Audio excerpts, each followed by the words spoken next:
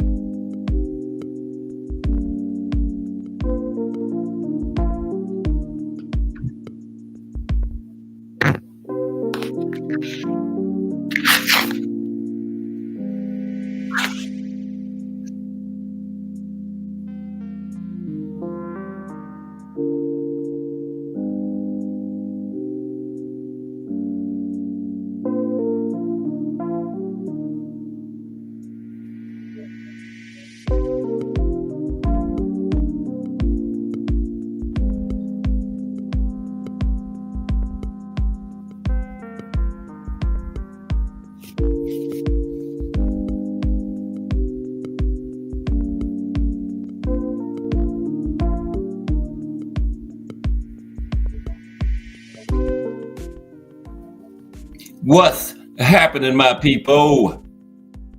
It's Cash Sports again, back for another afternoon with the family. Now, as usual, before we get started, let me give a shout out to the JBT community. It's just boxing talk. We're a group of people who just love to talk boxing. And we're always looking for others to join us. And you don't have to have a podcast. The only requirement is you just have to love to talk boxing. That's all. That's all. Miss Cass, hashtag JBT. Mike Mazik, The Mighty Rise Podcast, hashtag JBT. Salute to everyone and welcome to another episode of Cash Sports, The Box Storian. Today, the Cuban boxing style. And you know what time it is. If it's Monday through Friday, 2 p.m., it's The Box Storian bringing you all that boxing history. Boxing is the greatest sport of them all. That's why we love it. Can't get enough of it. How's everyone today? This is the Wednesday afternoon hump day edition of Cash Sports, The Box Storian. Hope everybody's having a great day. Appreciate you spending a little part of your afternoon with Cash Sports. Today we're going to be talking about the Cuban boxing school. Cuban boxing style, brought to you by Thomas Hill. Okay, it's Wednesday. Show out of the chat. This one, Thomas Hill. is bringing us his show today. We're just gonna dig into the Cuban boxing style, that system they got down there, a little history of it. We're gonna talk about some all-time great Cuban boxers, and we're gonna talk about some currently active Cuban boxers. You know, like David Morrell, got the big fight coming up next Saturday. Not this Saturday, next Saturday. You know, next week is fight week. Can you believe it? David. So we'll talk about Morrell, who else? Frank Sanchez, Erislandy Lara, just some currently active Cuban boxers. And yeah, we're gonna dig into the Cuban boxing style. And what the next few Wednesdays, we're gonna be looking at a few different styles, like the Mexican boxing style, of course, the Cuban boxing style, the East European style. Yeah, brought to you by Thomas Hill. The next 3 or 4, 5 or 6 weeks, we're just going to look at some of the different types of boxing styles we have in our sport, okay? But right now, from 2 to 2:30, you know what time it is. Highlights of boxing history. There's Thomas Hill right there. Okay? That's who today's show is brought to us by, Thomas Hill. The next few Wednesdays, we're going to be looking at some of these different styles, okay? Like I said, Cuban style, the Mexican style, the Eastern European style, the slick African-American style. We're going to look at all of them, okay? But let's get to some highlights of boxing history. That's that little segment we talk about from 2 to 2:30. And now, you know, Ring Magazine started a Fight of the Year in 1922. Fight and Fighter of the Year in 1922, when they came into existence. We're going to look at every one of them decade by decade, a decade per day. We did the 20s yesterday, so today we're going to look at the fighters and fights of the year for the 1930s. Define Arnie One in the building. What's up, Define Arnie One?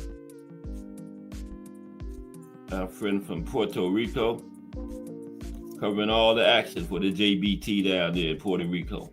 Any kind of fight card, anything in Puerto Rico, Define Arnie going to bring it to us.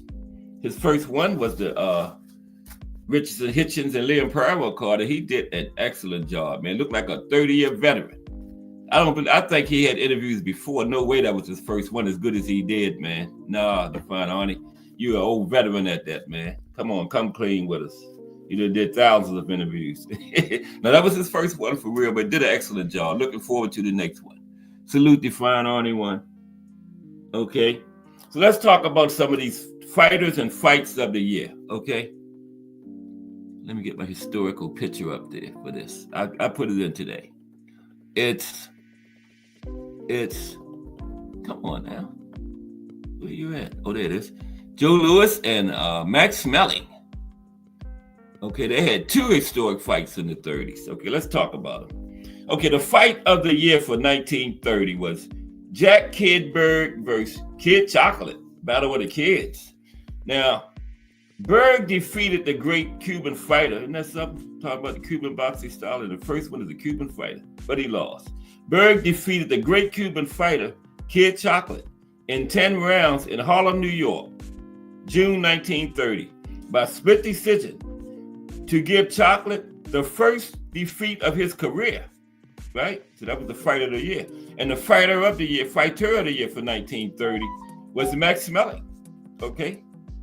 That's the man on the screen there.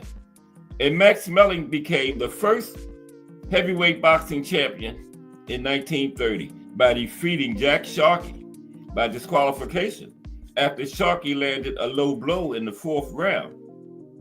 Made this fight the only time in boxing history a heavyweight title was won by a foul. The fight took place on June 30th, 1930 at Yankee Stadium. Okay, let's go to 1931. Fight of the year for 1931, Max Schmeling versus Young Stribling. Now, during the fight, Schmeling bided his time until Stribling slowed down, and then delivered a staggering right-hand punch in the 9th round that dropped Stribling. In the 15th round, Schmeling decked Stribling again, and Stribling did regain his footing by the 9 count, but the referee declared Schmeling the winner with 14 seconds left in the fight. Referee stopped it with 14 seconds left. And then the fighter of the year for 1930. Oh, we're in 1931, excuse me. Fighter of the year for 1931 was Tommy Lockwood. That was his second time. He won one in the 20s too, yeah. Okay. But Tommy Lockwood in 1931, he won 8 fights in 1931, 8 of them, including wins against future Hall of Famers, Max Smelling and Ernie Schaff. So yeah, Tommy Lockwood got it in 31. Okay. Fight of the year for 1932. Tony Canzonieri versus Billy Patrol 2. This was their second fight. Now this fight took place on November 4th, 1932 at Madison Square Garden. This was a compelling duel between Canzonieri, the experienced veteran with a big left hook, and the clever sharpshooter Patrol, who was dangerous with either hand. Now Patrol stalked and tried to corner the champion, but seemingly every time Patrol threw a punch, Canzonieri snapped back vicious counter shots that raised welts and bruises on the challenger's face. Canzonieri retained his title by 15-round unanimous decision. And the fighter of the year for 1932 was Jack Sharkey. Sharkey defeated Max Smelling by a controversial split decision to claim the heavyweight championship in a highly anticipated rematch, right? And the win marked a significant upset in the boxing world at the time, although many considered the decision to be in favor of the wrong man, right? A lot of people thought that Smelling should have won it, but it was still a major victory for Sharkey. Led to him being named Fighter of the Year for 1932. 1933, Fight of the Year. Max Baer versus Max Smelling, Battle of the Maxes. Baer defeated Smelling by TKO in the 10th round at Yankee Stadium on June 8th, 1933. Now, Baer was half Jewish, and he wore a Star of David on his trunks, while Smelling was German, and Smelling was favored to win the fight. And Baer's victory became a symbol of the Jewish struggle against the Nazis. Baer became a hero among Jews and those who opposed the Nazis. Now, during the fight, Baer dominated Smelling. In the 10th round, Baer knocked Smelling down, and the referee stopped the fight. Now, in 1933, there was no Fighter of the Year awarded because now the Ring magazine felt that the award should have went to Primo Carnero. He had a very good year, but they did not give it to him because of Carnero's ties to organized crime. So instead of giving it to this mafia fighter, they just didn't award one that year, but it should have been Primo Carnero. Okay. 1934, Fight of the Year. Barney Ross versus Jimmy McLaurin won their first fight. On May 28th, 1934, at Madison Square Garden. Seems like every fight was at Madison Square Garden, either Yankee Stadium or the Polo Grounds, all in New York. But on May 28th, 1934, at Madison Square Garden, Barney Ross defeated Jimmy McLaurin by 15-round split decision to win the Ring magazine title. And the fighter of the year, we had co-fighters of the year that year, Tony Canzonieri and Barney Ross. Now, Canzonieri won 5 of 6 fights in 1934, while Ross won 7 fights. 4 of those wins were over future Hall of Famers. Okay? Tony Canzonieri, Barney Ross, co-fighters of the year, 1934. 1935, Fight of the Year, the Brown Bomber. Joe Louis is now on the scene. Joe Louis versus Max Baer. Okay, Fight of the Year, 35. Louis defeated Baer on September 24th, 1935, of course, Yankee Stadium. And the fight was a major event in boxing history. Louis knocked out former champion Max Baer in the 4th round. And he knocked him down twice in the 4th round. He knocked him down in the 4th round. He knocked him down 2 times in the 3rd round. And Baer had never been knocked down before in his career. Louis put him down 3 times. And the fight ended in the 4th round when Lewis knocked him out. Knocked him all the way out. Man had never been down in his career. Lewis stopped him in the 4th round. That was the fight of the year. Now, fighter of the year for 1935 was Barney Ross. That was his second time winning the award. Now, in 1935, Barney Ross went 6-0, okay? And 4 of those 6 wins came over future Hall of Famers. Barney Ross, 1935's Fighter of the Year. JBT Network in the building. Oh, no, that's Melanin Queen. I thought it was Jay Harcourt in the JBT Network. That's Melanin Queen, our famous moderator. Salute Melanin Queen 27. How are you? Always happy when Melanin Queen 27 arrives, because she's going to tell us everything going on in this JBT. Tell us about this raffle. Well, the meet and greet is the 28th of February, and it's also a raffle involved where you can win a ticket to the fight, okay? $30 to get into the meet and greet, and that automatically gets you a chance to win a ticket to the fight, and $25 will get you 3 chances, okay? Yes, the meet and greet ticket will automatically enter you into the contest, and just hit that link and you're in. Take you straight to it, okay? And if you can't attend, just make a donation, okay? It's going to a good cause. But salute Melanin Queen 27. Just follow Melanin Queen 27. You'll see exactly what's going on with it. AJ64 in the building. Salute AJ64. How are you today, bro? We're going to be talking about the Cuban boxing school today, but now we're just talking about some highlights of boxing history. Going over every fight of the year, decade by decade, each day. Today is the 30s, okay? Now I lost my place. What was it, 1935? Yeah. Okay, fight of the year for 1936. Max Smelling versus Joe Louis won their first fight. Max Smelling versus Joe Louis won. On June 19th, 1936, at Yankee Stadium, Smelling knocked Lewis out in the 12th round in the first of their 2 iconic fights. But the fighter of the year was Joe Louis, right? Now, Lewis won Fighter of the Year in 1936, despite losing the biggest fight of the year to Max Smelling. Lewis had 5 other fights that year and won all of them, including a 3rd round knockout of future Hall of Famer Jack Sharkey. So despite losing the biggest fight of the year to Max Smelling, Joe Louis still won Fighter of the Year. He had a big knockout over Jack Sharkey that year, 3rd round. Okay, let's go to 1937. Yeah, 2:30, we're going to start talking about the Cuban boxing school style. But yeah, 2 to 2:30 every day, highlights of boxing history, just talking about fights of the year. 1937 fight of the year. Joe Louis versus Tommy Farr.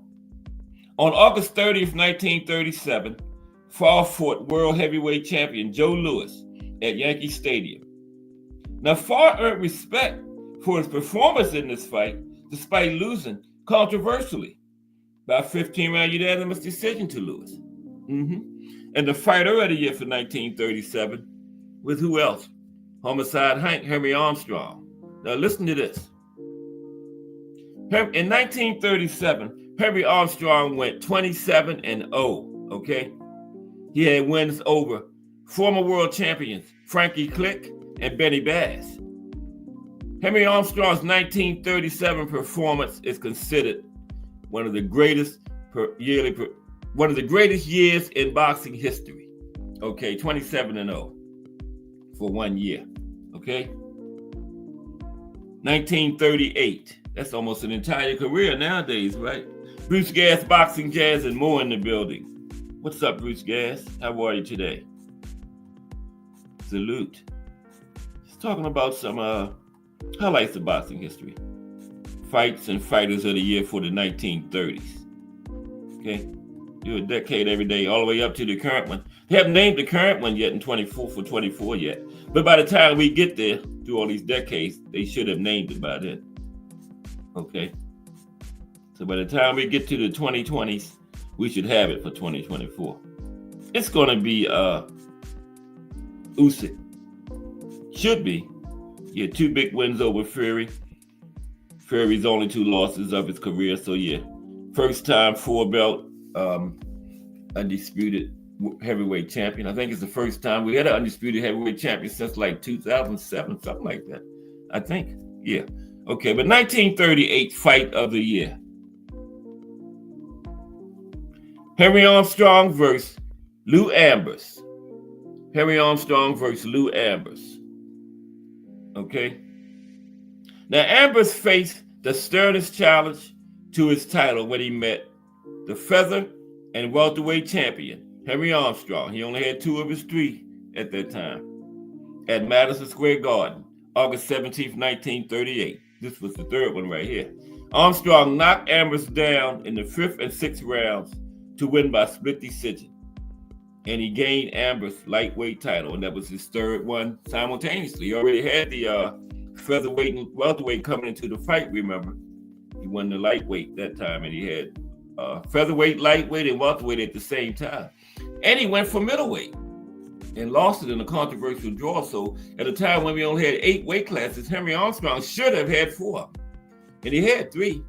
But imagine that, he was fighting at featherweight and middleweight simultaneously, 34 pounds apart. Featherweight is 126, middleweight 160, okay? Homicide Hank. And for 1938, the fighter of the year was Joe Louis. Joe Louis won. That was the year when they had the rematch against Max Smelling. Joe Louis won by a brutal first-round knockout.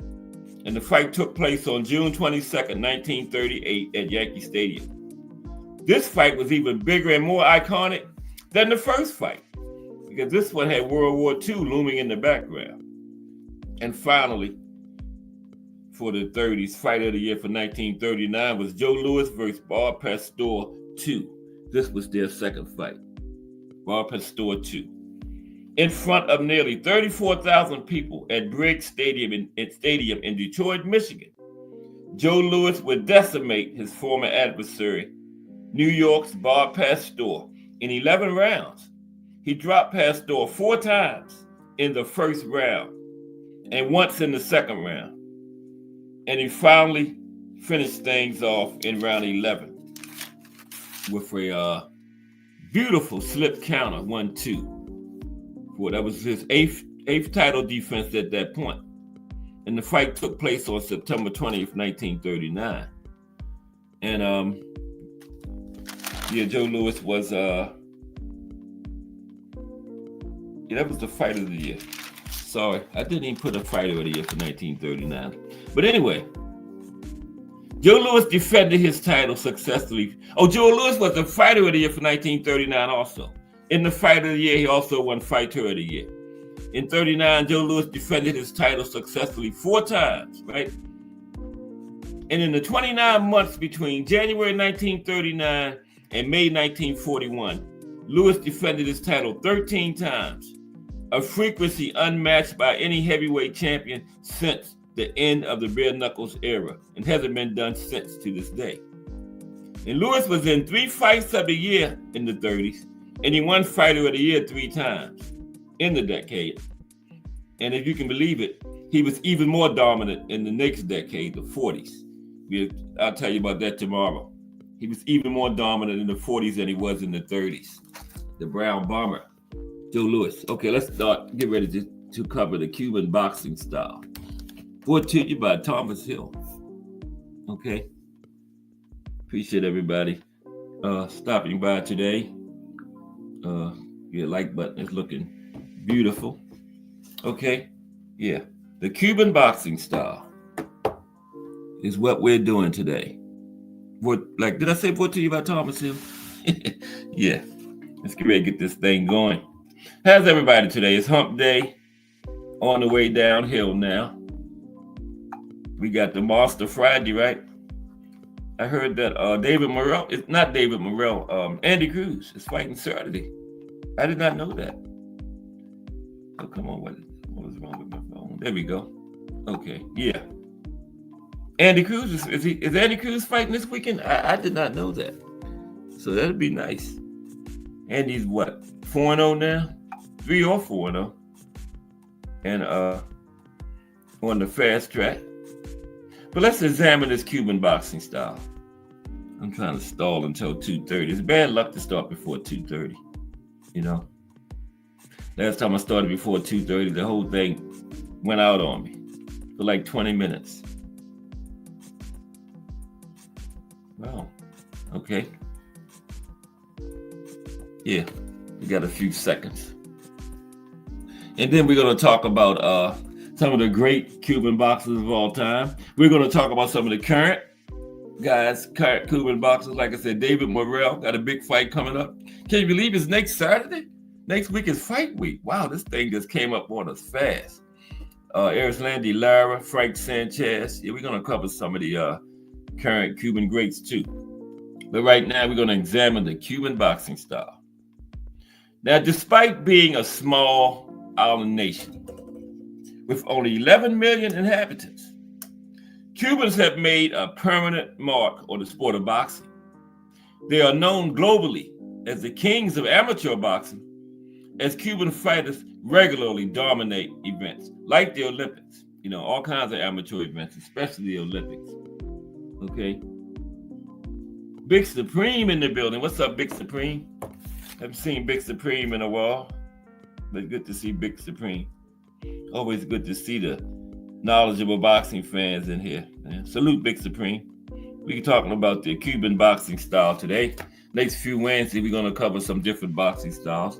The Mexican boxing style, Eastern European, that slick African-American style, all brought to you by Thomas Hill. Okay. Now, they regularly dominate events like the Olympics, the Cubans do. And the Cubans have also had their share of success on a professional level, with many of them using a fighting style now called the Cuban boxing style, right? Now, let's look at the history behind the Cuban boxing style. Let's start out with that. That's a good place to start, right? The history. Okay? Now, politics has a lot to do with how successful Cubans have been in boxing. Now, the first boxing club in Cuba was established in 1910.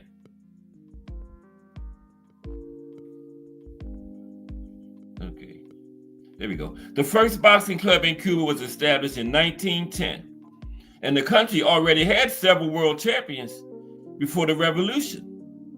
Champions like Jose Napales and Geraldo Gonzalez paved the way for the future boxers that would come out of Cuba.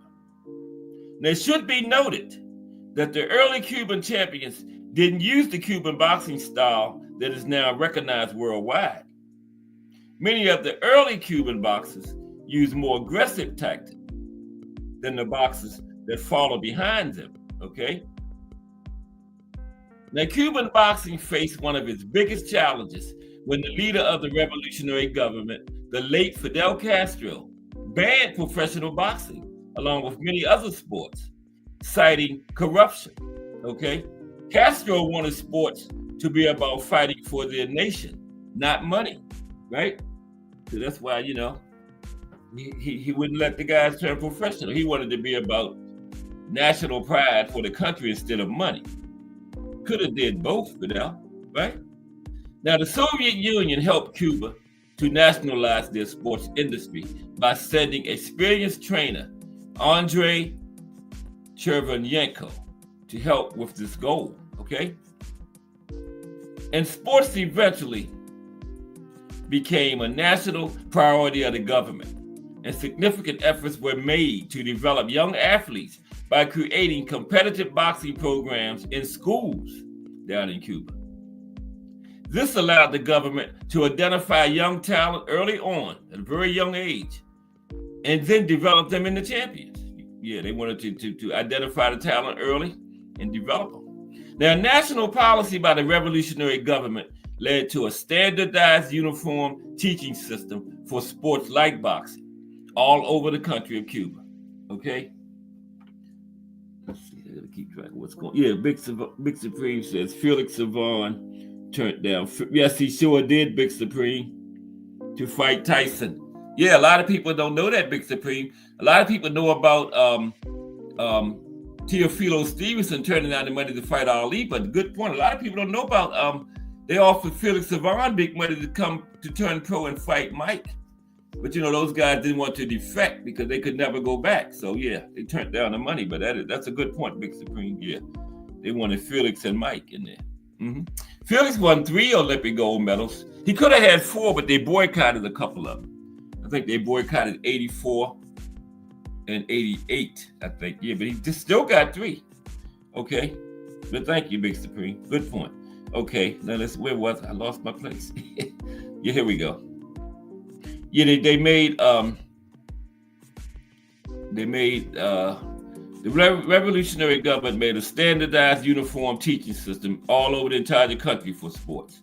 Now, unlike other nations, where every coach is free to have their unique training methods, the Cuban boxing system introduced a step-by-step training method that goes over all the fundamentals of boxing in an exact order. So all the schools had to use the same material, same exact teaching criteria. Yep. So, yeah, and it was in an exact order. But the results of this standardized system were apparent a few years after being implemented. Cuba won its first Olympic medals in 1968, and many more have followed since then. Mm-hmm. It was a very successful program. Yeah, he definitely would have had 4, Big Supreme, no doubt. Yeah, 88, he definitely would have had 4. No question about it, yep. But he tied with Teofilo and I think Laszlo Pep from Hungary with 3. If Felix would have had 4, that would have been the most. Now, let's take a dig into the understanding the Cuban boxing style. Understanding the Cuban boxing style. Let's take a look at that. Yeah, he was a bad man.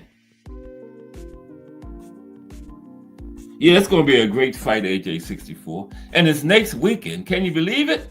That fight just crept up on us. Next week is fight week for that, man. Wow. It is, right? Next week is fight week. Yeah. It's Feb 1st. That's next Saturday. Now, let's see. Understanding the Cuban boxing style. Now, the Cuban boxing style focuses on tactics, precision, and movement instead of power. It's a graceful boxing style that prioritizes a solid boxing fundamentals. Now, that doesn't mean all Cuban boxers fight the same way. No. Just because they have that standardized training and everything, they don't all fight the same way. The Cuban boxers, like everyone else, incorporate their personal style into their boxing, but their fundamentals are typically top-notch compared to boxers from other countries. It isn't that rare to find top-level boxers from other countries have glaring holes in their fundamentals, even at the championship level. Good example. Now, don't get mad, but Deontay Wilder is an excellent example of this reality. Now, Wilder would be a much better rounded boxer if he had trained in a more disciplined Cuban style. You imagine Deontay Wilder with that right hand coming out of that Cuban boxing system. The man would probably be unbeatable. With those fundamentals and stuff those Cuban boxing fighters had and that right hand. Now, the Cuban boxing system uses a strict program that teaches all the fundamentals like defense, movement, and proper punching technique. Cuban boxers must hone their skills before finding a boxing style that matches their mentality and body type. Now, some of the other concepts that make up the Cuban boxing style include, that is another great point for Big Supreme. Felix Savon looked like a technical Wilder. Yep, he sure did. So yeah, just saying, if Wilder would have come to the Cuban boxing system, if he had the fundamentals that Savon had, we would get a glimpse of how Savon would have performed at the professional level. Because Savon was just exactly what he was, a technical Wilder. Yep. But yeah, some of the concepts that make up the Cuban boxing style include footwork. Footwork is an essential part of boxing. Defense should be prioritized over offense. Boxers should have strong, pawing jabs. Always look to evade punches after hitting an opponent. That's right. Once you land, always be aware of that counter. Okay? And then we're going to take a closer look at these things in a few minutes. Okay, footwork. Let's talk about footwork first. Jarrell Hattie in the building. What's up, Jarrell? The Cuban boxing system today. Brought to you by Thomas Hill. Okay, and we're going to be looking at a few boxing systems over the next few weeks. You know, the Mexican style, the Eastern European style, that slick African American style. Yeah, we're going to look at all of them for the next 3 to 4 weeks, something like that. Okay, salute you, real. Footwork. Let's talk about footwork. Now, boxing rules limit fighters to only using their fists as weapons, making it more challenging to open up opponents for your strikes. This makes footwork more critical in boxing compared to other striking-based martial arts. Okay? Follow me? Yeah. Now, the Cuban boxing style stresses the importance of movement, footwork, and angles, which increases the ability of boxers trained under the system to find openings in their opponent's attacks. It is very rare to find a Cuban boxer who struggles with footwork. Very rare. Circular motion, the pendulum step, and punching while moving are staples of Cuban footwork. Cuban boxers drill footwork patterns relentlessly until it becomes part of their muscle memory, okay? Yeah, it becomes part of muscle memory. That's how hard they work on footwork. Now, if you want to improve your footwork as a boxer, get some cones, watch some videos on Cuban footwork, and drill relentlessly. Now, another staple of the Cuban boxing style, defense first. Defense first. Now, if you talk to most respected boxing trainers, they'll tell you the sweet science is about hitting and not getting hit. While modern boxing on the big stage values knockouts, Cuban boxers prioritize defense over offense. Cuban boxers tend to be challenging to hit thanks to their high guards, evasive capabilities, and active footwork. Now, Floyd Mayweather Jr. used many of the defensive philosophies the Cuban boxing style imparts during his career, but he made it extremely difficult for opponents to land clean shots on him. Floyd combined those concepts with the Philly shell to create an extremely effective defensive fighting style. Okay? Now, appreciate the Kensaw love, one. Yeah, exactly, AJ64. Morrell has got good footwork. Kensaw love, one with the super chat. Appreciate you 1,000%, Kensaw love, one. Yeah, good point, AJ64. Morrell has good footwork. Okay. Now, Cuban boxers, I lost my place again. Here we go. Cuban boxers also tend to throw fewer looping punches, since this can leave you open to counterattacks. And Cuban boxers rely primarily on the basic jab cross combination, the old 1-2, since it's the safest attack to use. They typically only open up their entire arsenal of punches when their opponent is outmatched, tired, or hurt. Or in other words, after they got you broken down, right? That's when they open up on you. Now, of course, this leads to a less entertaining style of boxing that some casual fans might call boring. Okay? Now, counters. The counterattack. Okay, let's talk about the counterattack. That's another big staple of the Cuban boxing style, the counterattack.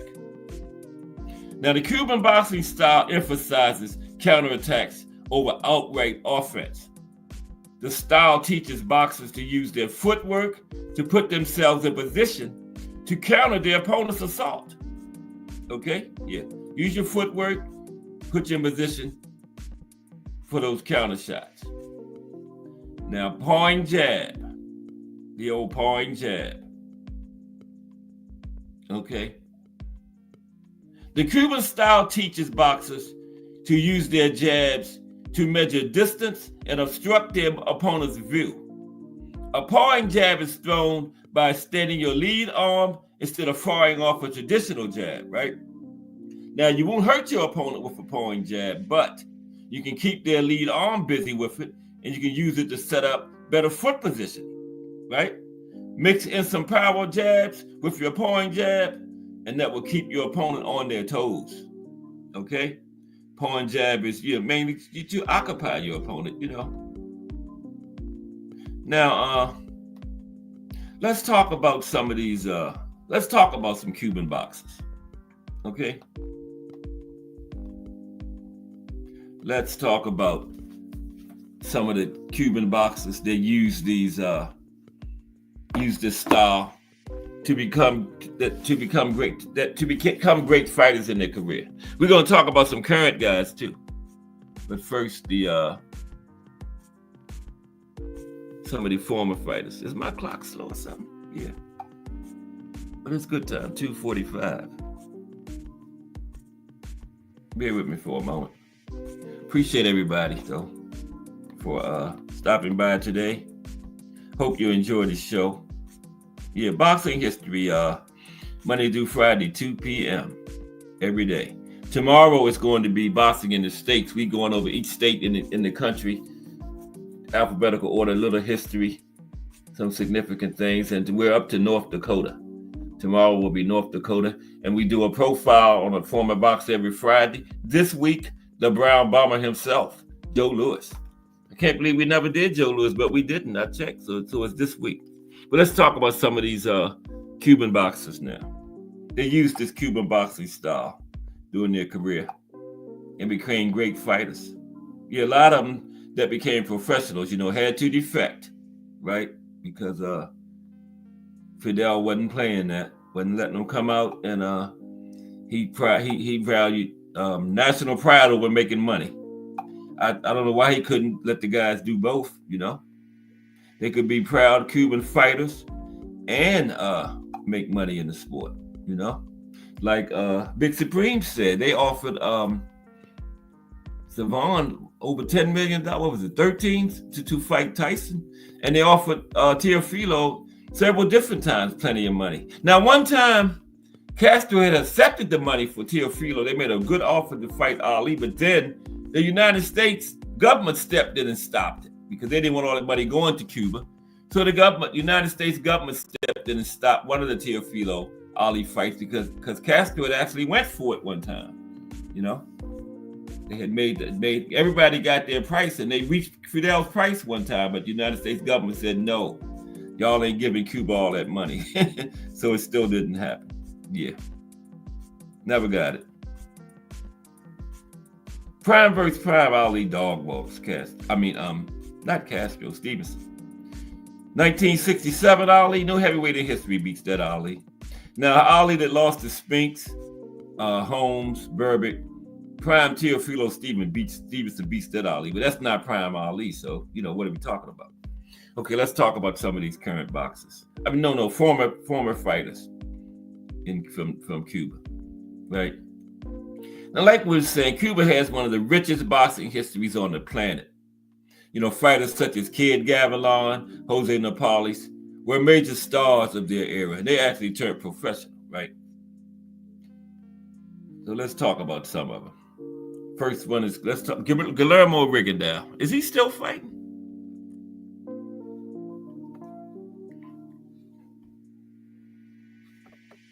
That's still Louis. There's Guillermo. I don't know if he's still fighting or not. Okay. But Guillermo Rigondeaux, let's talk about him first. Okay. We're going to get some link time at the end too. Now, Rigondeaux, he was a good Cuban fighter. A lot of people didn't call him boring and all of that because of his style. But, that was a Cuban boxing style. Like I was saying when I was talking about it, it wasn't designed for casual fans who want knockouts and stuff, Now, Rigondeaux's amateur career has to be factored in as well. He was a two-time Olympic gold medalist, and his name appears in most discussions about the greatest amateur fighters of all time. As a professional, his rapid advance was nearly unprecedented, In just his 12th fight, Rigondeaux handed Nonito Donaire, one of the greatest professionals of this generation, a boxing lesson. Remember that? That was just Rigondeaux's 12th fight when he beat Donaire, right? And on the eyeball test as well, it's clear that Rigondeaux is a rare talent. Okay? Was a rare talent. I don't know if Rigondeaux's still active or not, tell you the truth. Teofilo Stevenson. It's Teofilo Stevenson. Now,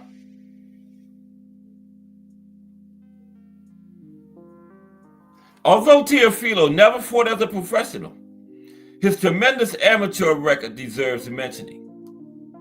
It would be misleading to write about Cuban boxing without mentioning Teofilo Stevenson, okay? Almost be a crime. Stevenson dominated heavyweight amateur boxing in unprecedented fashion from the early 1970s to the early 1980s, winning Olympic gold medals in 1972, 1976, and 1980. And this was an era when amateur boxing was far more competitive, as the many great Soviet bloc fighters from Eastern Europe and Central Asia also rejected the professional game. And U.S. fighters considered Olympic glory an ideal siege into a professional career, right? Stevenson was offered huge paydays to defect and challenge Muhammad Ali and the other professional stars of the late 1970s. But he was a believer in the revolution and he rejected the contracts, asking rhetorically one question: what is $1 million compared to the love of 8 million Cubans? Yeah, that was his famous saying there. In 1972 Olympics in Munich, this sounds like Don King here. They said one American promoter approached Teofilo during the Olympics and they had housing. I forgot how much money. It was millions of dollars for him if he would defect on the spot. I think that was when he first said that. What is millions of dollars to the love of 8 million Cubans? But that sounds like Don King. They had him all set up in his housing back in the States and everything. They wanted him to defect, not even go back from Munich, but Teofilo didn't do it. And yet in 1972, that was right at the beginning of the golden era of the heavyweights, yeah. But Teofilo would have been a great heavyweight champion if he'd have went through the training and started out, with like the 6 rounds, whatever, and went through the process up to the 15 rounders. He would have been a great heavyweight champion, I think. Looking at some of the great Cuban fighters, though. Kid Ternero. There's the kid. Kid Ternero. Okay, excuse me for a moment. Yeah, we're going to get to some of the currently greats, too, in a moment. And we're going to get some link time. See what everybody think about that Cuban boxing style, some of these great Cuban fighters, or anything else you want to talk about in boxing. Okay, a little after 3. Now, Kid Ternero, he was a middleweight, right? Now, he never fought for a world title, but he was a top fighter in the division during the incredibly competitive 1930s and 1940s, when fighters without the right connections often went begging for opportunities, regardless of talent, because that was around the time when the mafia ran boxing, and they controlled who got championship fights, and they controlled who won them. So Ternero didn't have the right connections. Now, he had a great rivalry with Holman Williams, one of the Murderers Row fighters. Williams was another legend of the era, and Williams never got his rightful shot either. Now, Holman beat Williams once, okay? He also recorded a win over light heavyweight and heavyweight champion Ezzard Charles. Ternero retired to Spain, and he later trained exiled fighters such as Jose Legra, another Cuban fighter. And for his career, Ternero was 96 wins, 32 losses, 16 draws, with 34 knockouts. Wow, that's a lot of fights. Let me see how much that is. Then I see I got some action going on in the chat. Ternero that is a lot of fights.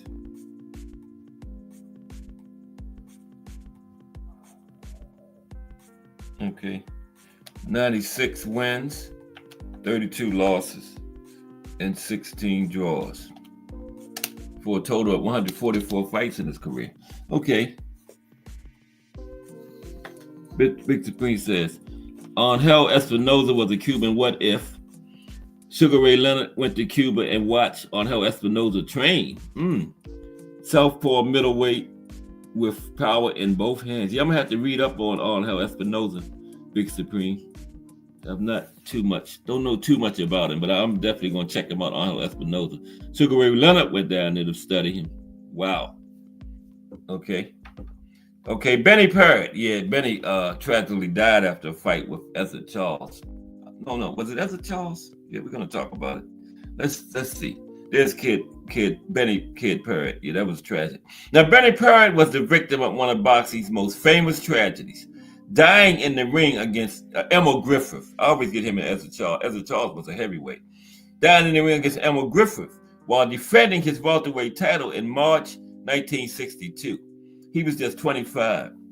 And in the I think it was like the final press conference, he called Emil came out later as being gay, and Benny called him the F word. I don't want to say it. The F word that some people like a derogatory term for gay men, right? And then Emil caught him in the corner during the fight. The referee couldn't get there. There it is right there, and he just teed off. Looked like Benny is out right there. If he wouldn't have called him that name, he probably wouldn't have did that. He probably would have let up. You can see the referee is there trying to get in, and Elmo ain't trying to let him in. He was pissed off, man, and yeah. So, you got to watch what you say. You're going into battle against these guys. Why would you call him that, man? And see what happened? I'm not saying it's right, but yeah. Look at him. He just got him in there teeing off on him. Let's talk about it some more. I think he hit him like 25 unanswered punches or something. Now, like so many boxing tragedies, Parrott's own toughness and tenacity contributed to his downfall in April 19th to his downfall. In April 1961, he lost the welterweight title to Griffith by round 13 knockout, suffering terrible punishment in the process. And in September, he won the belt back by split decision in a bruising rematch. Then, just 2 months later, the rubber match. Parrott climbed up the middleweight.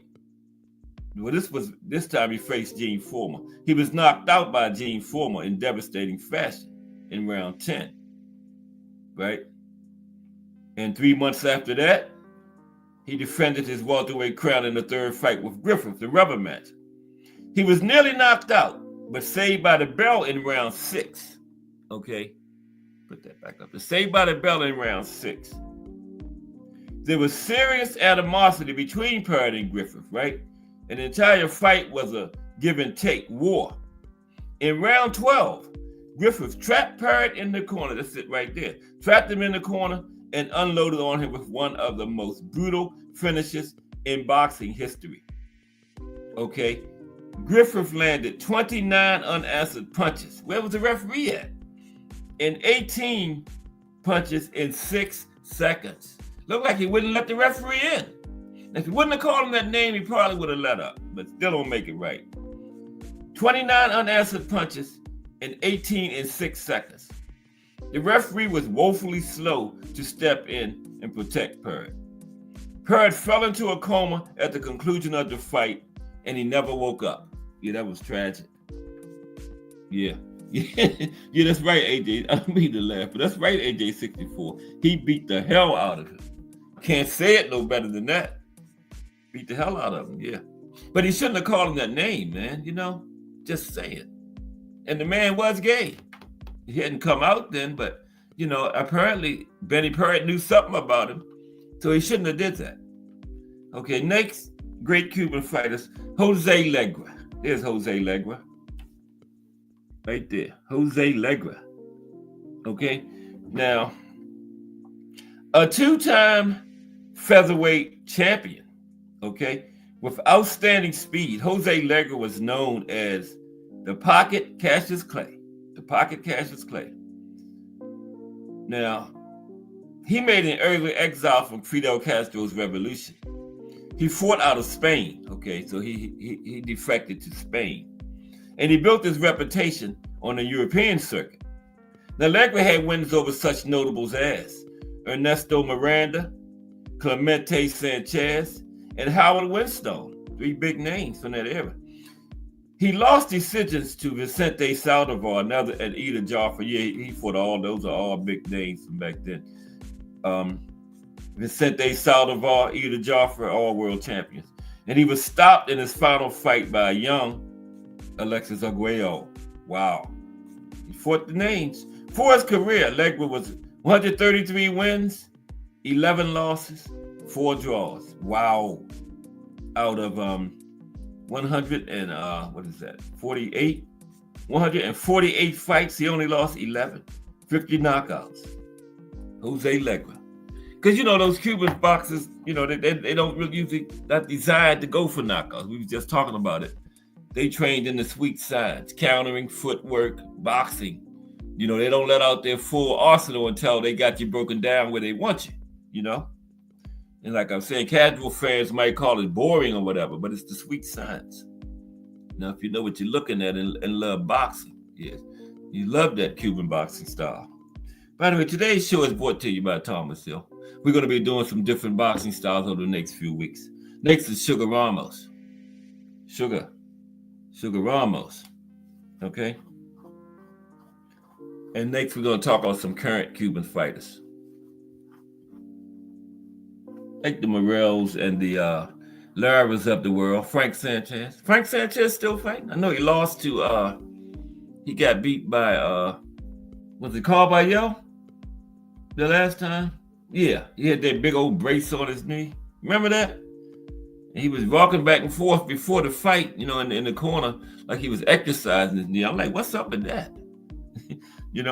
If you're that bad, you should have just postponed it or whatever. I know these fighters want to get the bag, but if you can't fight, you just can't fight. And he went out there and got beat, remember? So, yeah. But next is Sugar Ramos. Now, at the start of his professional career in 1960, Sugar Ramos fled to Mexico. So he defected to Mexico. In the wake of Fidel Castro's revolution, he was right at the beginning of it, 1960. The man wanted to fight. He wanted to be paid for it, right? You can't blame him. Now, the hard-punching featherweight Sugar Ramos became a national hero in his adopted country of Mexico. In March 1963, Ramos captured the featherweight world title when he knocked out Davey Moore in October Stadium.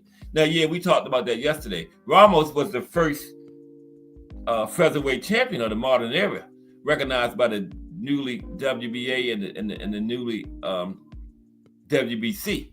WBA became the WBA in 62 from the NBA, and the WBC came into existence in 63, and they both recognized the same champion. And Sugar Ramos was their first champion. Remember? We talked about that yesterday. And when he beat Davey Moore, another tragedy, right? In Dodger Stadium, Los Angeles. In a tragic moment, Moore's head bounced off the bottom ring rope, and he died from whiplash to the brainstem. Yeah, that was before Parrott and Griffith tragedy. Yeah. Ramos dropped the belt in September 1964 to Vicente Saldivar, and he never got a chance to fight for the featherweight title again. But he was the first one of the modern era.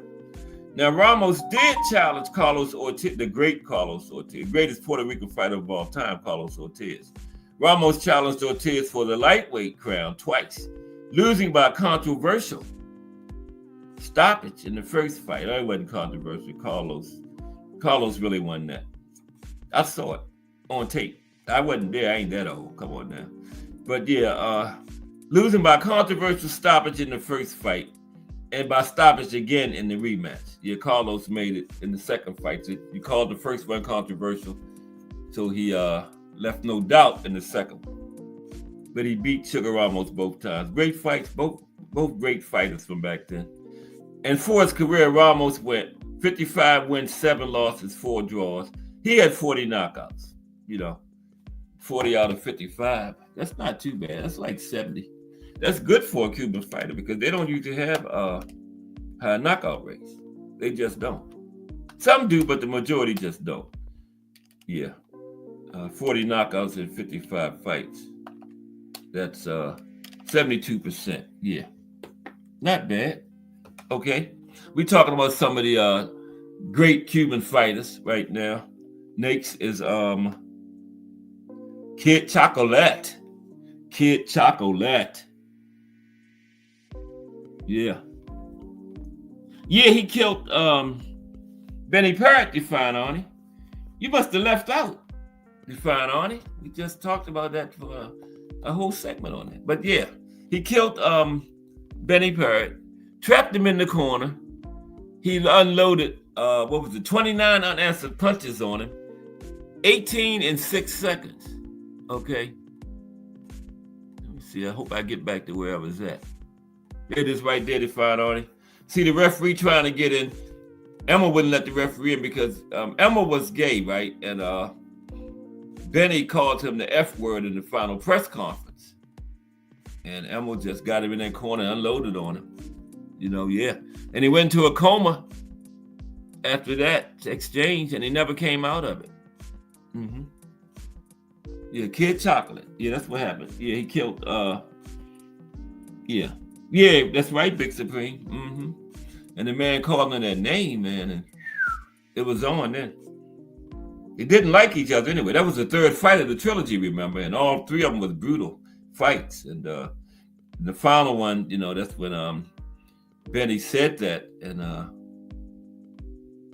Emma did not take that kindly. Kid Chocolate is the next great Cuban fighter we're going to talk about. And after this, in a few minutes, we're going to talk about some of the current Cuban fighters, okay? Now, Kid Chocolate was born Eligio Sardenaz Montalvo. He is credited as Cuba's first boxing world champion. He won the junior lightweight title in 1931. But this was decades before the halfway classes were truly established institutionally. Still, Kid Chocolate was a legendary fighter of the 1930s. He taught himself to box by watching film and had already sparred with greats like Benny Leonard and Jack Johnson before he even started his amateur career. Wow. Benny Leonard and Jack Johnson. Benny, arguably the greatest lightweight of all time. Yeah, that's a good way to learn, sparring fighters like that. Now, probably no fighter has had his ring name stolen more often than the original Kid Chocolate, a tradition that continues today with HBO middleweight champion Peter Kid Chocolate Quillen. Well, that was a little while ago, but yeah, Peter Kid Chocolate Quillen, remember? Now, Kid Chocolate's career record was 135 wins, 10 losses, 6 draws, 51 knockouts. You see, Cuban fighters don't have no high knockout rates or anything. They're not trained that way. But he had defected, but he's still a Cuban fighter, okay? Still had that style. Kid Chocolate. Okay, just got a couple more of the former guys. Then we're going to talk about some current Cuban fighters. After Kid Chocolate, we got Luis Manuel Rodriguez. Luis Manuel Rodriguez. Yeah, that was something, wasn't it, Define Arnie? No, I was talking about Define Arnie, Big Supreme, because he had said, AJ64 was actually Big Supreme now. Okay. Yeah, because Define was asking about Define Arnie was asking about did Emma Griffith kill somebody? I thought he had left out, remember? Okay, Luis Manuel Rodriguez. A couple more. Let's get to the current guys in a minute. Now, Luis Manuel Rodriguez held the welterweight world title for a very brief time in the early 1960s and has been largely obscured by the man he won it from and then lost it back to, Emma Griffith. Emma Griffith beat him in 3 or 4 meetings they had with each other. But Griffith was among the great pound-for-pound stars of that era, an elite champion of both welterweight and middleweight, right? And Griffith surely regarded Rodriguez as one of his toughest opponents. Rodriguez also challenged for the middleweight title in 1969 against Nino Benvenuti, and that was in Italy, right? Benvenuti was the Italian boxer. And in this fight, Rodriguez was winning on all the cards, but he got caught by a big shot and was knocked out in the 11th round. Yeah, he was winning on all the cards, hitting down the stretch, and got caught, right? Now, among the great welterweight and middleweight stars Rodriguez beat were Reuben Hurricane Carter, Benny Briscoe, and George Benton. And he had a total of 120 fights in his career. Won 107, lost 13, 14 knockouts for Luis Manuel Rodriguez. Okay, just two more. The great Kid Gavilan. The great Kid Gavilan is next. Okay. Mercer versus Tommy. Yeah. Oh, man. David Moore versus Duran. Yeah, that was brutal, man. Wow. The faint of heart shouldn't watch that one. Yeah, that was brutal. Kid Gavilan is next. Now, he was known as the Cuban Hawk. Gavilan was among the great welterweight stars of the late 1940s and early 1950s, an era that was filled with tremendous talent at 147. Because you know who was at 147 in the 40s? Mr. Pound for Pound himself, Sugar Ray Robinson. And Gavilan lost to Sugar Ray twice, both by decision. But when Robinson dropped his welterweight title to move up to middleweight in 1951, Gavilan captured the vacant belt by beating John Bratton. And he successfully defended it against Hall of Famers Carmen Basilio and Carl Bobo Austin. Two huge names of the 40s at welterweight. Gavilan lost the belt in October 1954 to Johnny Saxton in one of the most controversial decisions of a controversial era. You had a lot of stuff go on back around in the 50s, back around that time. Saxton was known to be a mob-back fighter, okay? And the Calgary Herald newspapers, Murray Rose, reported at the time that 20 of 22 ringside writers scored the fight for Gavilan, but the judges gave the decision and the belt to Saxton, right? And Saxton was, like I was telling you a little while ago, back around that time, the Mafia controlled who got championship fights and they controlled who won them. 20 of 22 writers at ringside gave the fight to Gavilan, but the judges and the Mafia gave it to Saxton. For his career, though, Gavilan, he had 133 fights, 108 wins, 20 losses, 5 draws, 28 knockouts. 108 wins, 28 knockouts. It's safe to say he wasn't a knockout guy. Yeah. What in the world is that knockout rate? That's a low one there. Wow. 28 knockouts and 108 wins. That's like 20%. 25%. Yeah. Cuban fighter, though, you know. That Cuban boxing style. He wasn't designed to get knockouts. And finally, Jose Napales. Before we get to the current Cuban guys. Jose Napales, okay? That's Jose on the left. Custamato fighter, right? Wait, let me see. Jose Napales turned professional in Cuba in 1958, but he fled to Mexico following the Communist Revolution of 1960. Okay, he was a slick fighter nicknamed Butter. Now that's slick there, your nickname Butter. Wow. He would go on to become a major star in his adopted country of Mexico.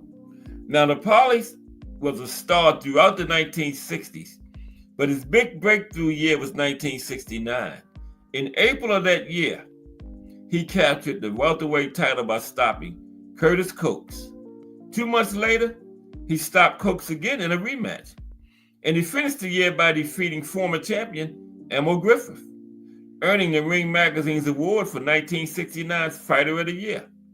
Now, Napales would reign as undisputed welterweight champion for most of the next 6 years.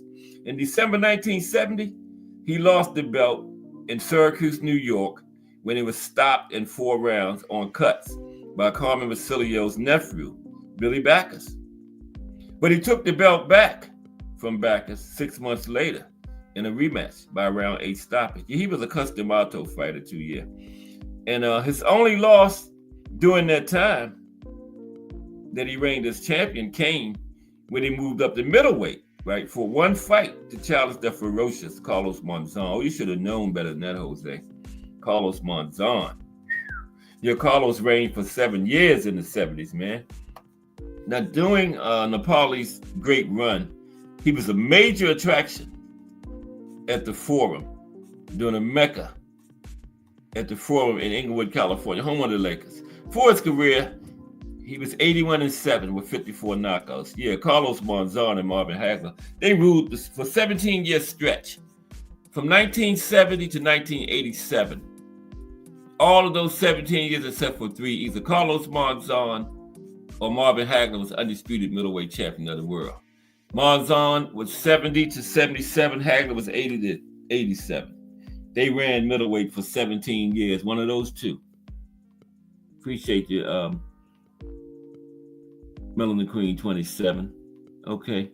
Now let's talk about some of these. I'm going with Benavidez myself. I'm big on experience, man. I'm going with Benavidez, AJ 64. But I'm not be the big surprise if Morrell pulls it out. Not at all. Talented young Cuban fighter. Okay, let's talk about some of these. No, we got a few more. Some amateurs.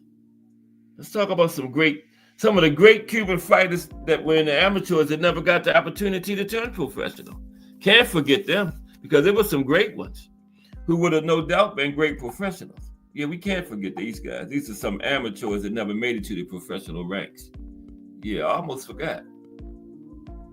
Yeah. Some of these fighters were great Cuban fighters. Okay? The first one is yeah, we already did Teofilo. We did Jose Napales too. Felix Savon. We haven't talked about Felix yet. Yeah, Big Supreme talked about him. Felix Savon, great Cuban amateur fighter, right? Now, Felix Savon, he's a former amateur boxer who competed from 1980 to 2000. Considered one of the all-time greatest amateurs ever. He became 3-time Olympic gold medalist, right? A 3-time Olympic gold medalist and the world champion, amateur world champion 6 times in a row, all in the heavyweight division. In 1988, he was favored to win the gold medal in the 1988 Summer Olympics. The Cuban government boycotted the event.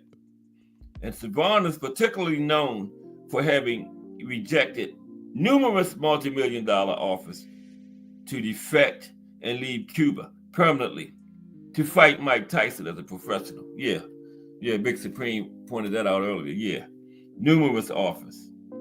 But, he didn't want to leave his country. You could never go back, so,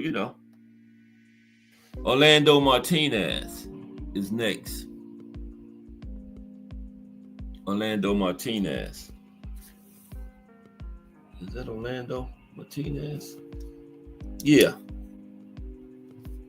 Orlando Martinez. Another great Cuban fighter. Deserves mentioning. Now, Martinez, he was a bantamweight boxer. He won the gold medal at the 1972 Summer Olympics. That was in Munich, right? 3 years later, he got the gold at the 1975 Pan American Games. He was awarded a hotly disputed 3-2 split decision over Great Britain's George Turpin in the 1972 Munich Olympics semifinal before coasting to a comfortable points win over future professional world bantamweight champion Alfonso Zamora in the final to win the division's gold medal. That was in 72. Yep.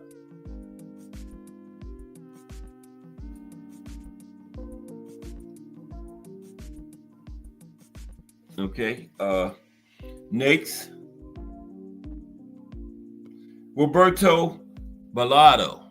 I guess I'm saying that right. Balado. Roberto Balado. There's some Cuban fighters that deserves mentioning.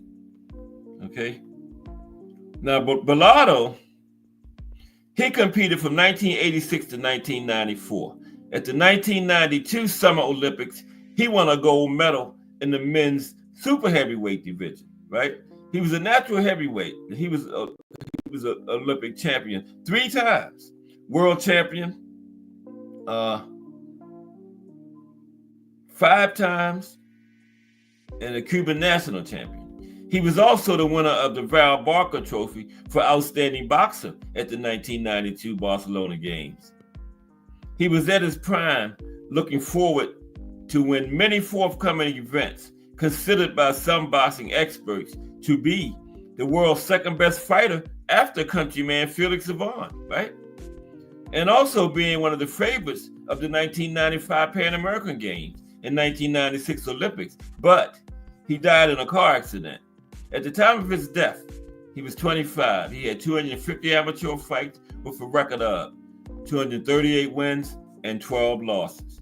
These are just some amateurs that wasn't willing to leave their country, but they still were great fighters and deserves mentioning. Emilio Correa, Emilio Correa, Correa, Emilio Correa. Y'all know about me and names. There's Emilio on the left, kind of faded, but yeah, there's Emilio. Now, Emilio Correa, he just passed away this year. Wow. Okay. Now, he won a welterweight gold at the 1972 Summer Olympics in Munich. Yeah, Cubans cleaned up in 72. He is not to be confused with his middleweight namesake, who is actually his son, right? Inspired by his compatriot, Roberto Caminero, Chocolito Perez, and Enrique. These are some guys that inspired him to fight. Caminero, Perez, Enrique, I don't even know why I tried that, Felix Betancourt, and Rolando Garbi, who also hail from Santiago, Cuba. He started boxing in 1966. At the Pan American Games in Colombia in 1971, he won gold against American Larry Carlisle. But it was not until he beat Betancourt at the national championships in 1972 that he was able to secure his ticket to the Olympics. There he knocked out the defending champion, Manfred Woke of East Germany. Manfred was a bad boy too, and he knocked him out of East Germany in the round of 16. And he defeated the rest on points to win Cuba's first welterweight boxing gold medal. And Correa died on March 11, 2024 at the age of 70. Yeah.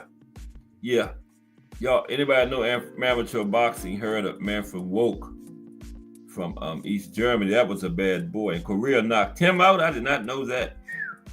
Yeah, that takes some doing, knock out Manfred. Yeah. Manfred never turned professional either. He would have did okay. Jose Gomez Muscalier. Just got a couple more. And I promise we're going to talk about some of these current fighters in a minute. Muscalier, though. Now, he was a middleweight, and he won gold at the 1980 Summer Olympics.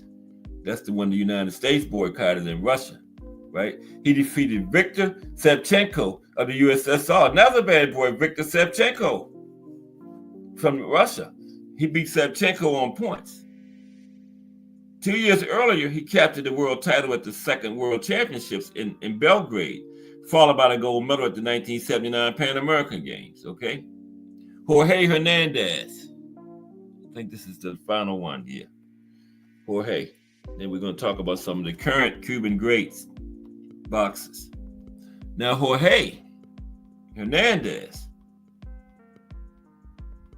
he represented Cuba at the 1976 Summer Olympics in Montreal, Canada. He won the gold medal in the light flyweight division, right? Defeated North Korea's Lee Byung, UK, in the final. 4 years later, when Moscow hosted the games, he was eliminated in the second round in the flyweight division, right? He won the world title at the inaugural 1974 World Championships in Havana, Cuba, followed by the silver medal 4 years later when Belgrade hosted the World Championships. He also captured the gold at the 1975 Pan American Games, okay? Let's talk about some current Cuban fighters, okay? I ain't had time to get no pictures of these guys. But some of the current guys is fighting from Cuba right now. You know, professionals, they all had to defect, you know, because they still don't allow the people to turn professional down there. Do they? I don't think they do. No. Now, where is it at? I know I put it up on here. Let me go away out and come back in.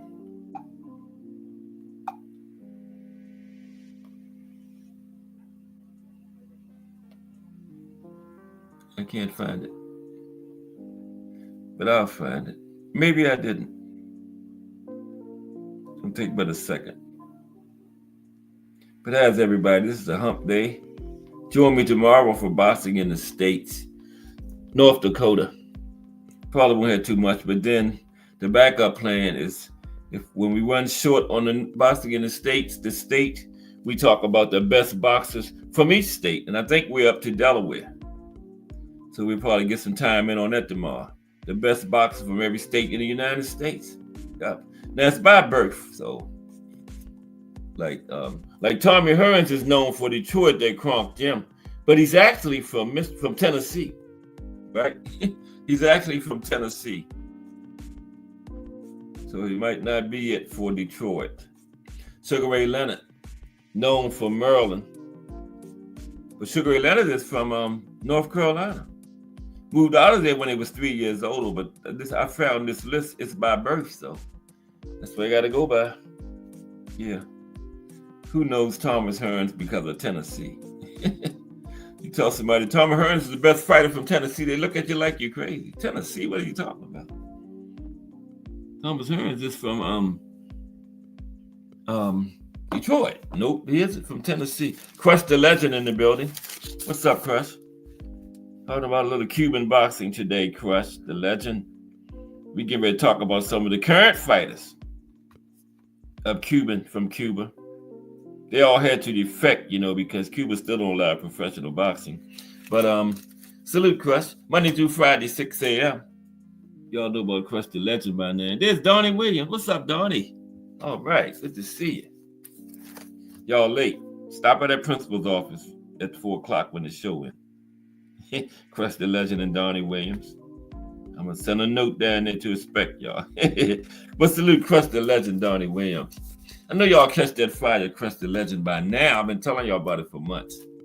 Okay, let's talk about some of the current Cuban guys from Cuba fighting actively right now, this minute. We got one fight next Saturday, the David vs. David showdown. First, Erislandy Lara, okay? Now, Lara currently has a record of, he currently has 37 fights. He's won 31. He's lost 3 draws, 19 knockouts. Lara is still fighting, isn't he? Yeah. Erislandy Lara. Now, known as the American Dream, right? And he's been fighting for what, like 16 years? Almost to the end of his career. He remains the only Cuban absolute world champion at the present time. I think David Morrell is interim or something, maybe. And Lara has the WBA middleweight title, right? 160.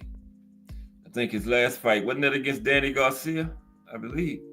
Or has he fought since then? That's the last one I remember, Danny Garcia. But he's got some big names on his record, like Canelo Alvarez lost a controversial fight to Canelo. Alfredo Angelo, Jared Hurd, Brian Castano. Without a doubt, Lara is the most successful Cuban boxer so far this century, right? Next, David Morrell Jr. David is currently has 11 fights, right? 11-0. 9 knockouts. That's 81.8% knockout rate for David. Got the big one coming up next Saturday. Not this Saturday, next Saturday. David versus David. David Morrell. Now, David Morrell is perhaps the most talented Cuban boxer currently active, right? Currently the WBA regular champion, super middleweight. Still has that, right? And he has athleticism and brutal punching power. accompanied by a great boxing IQ, all of which make Morrell a danger for any rival who steps in a ring with him, including Benavidez, right? And many specialized boxing sites see Morrell as a future pound-for-pound star, okay? He's defeated Sena Agbiko. Was that his last one? Or did he have one since then? He defeated Agbiko in 2 rounds, right?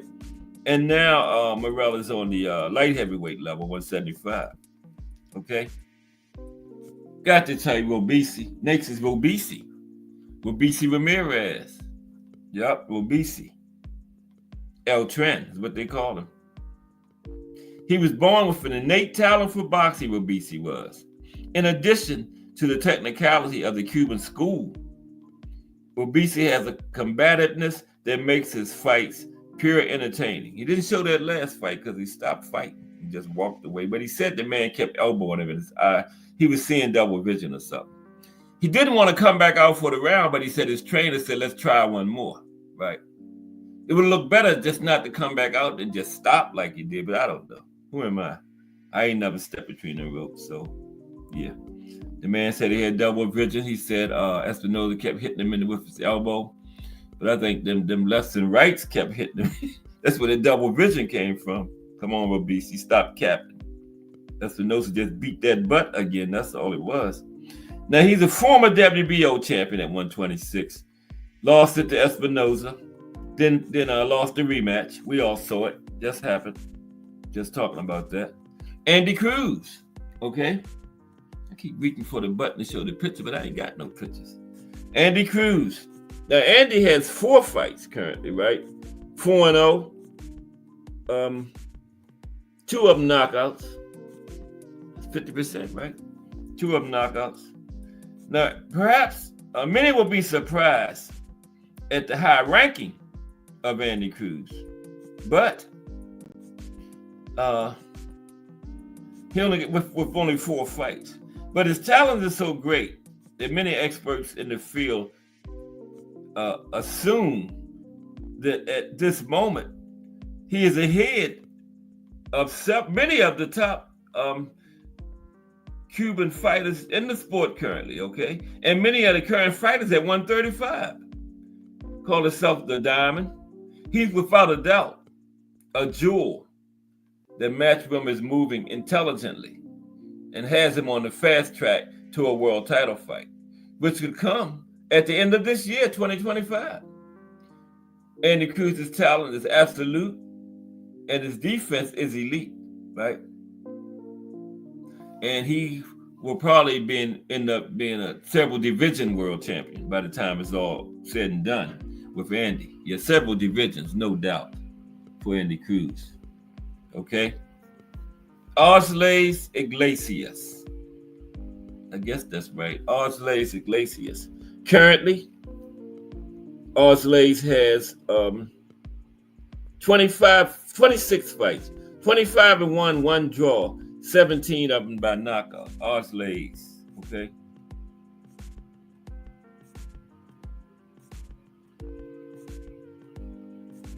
Now, Cuba has never had a heavyweight world champion, okay?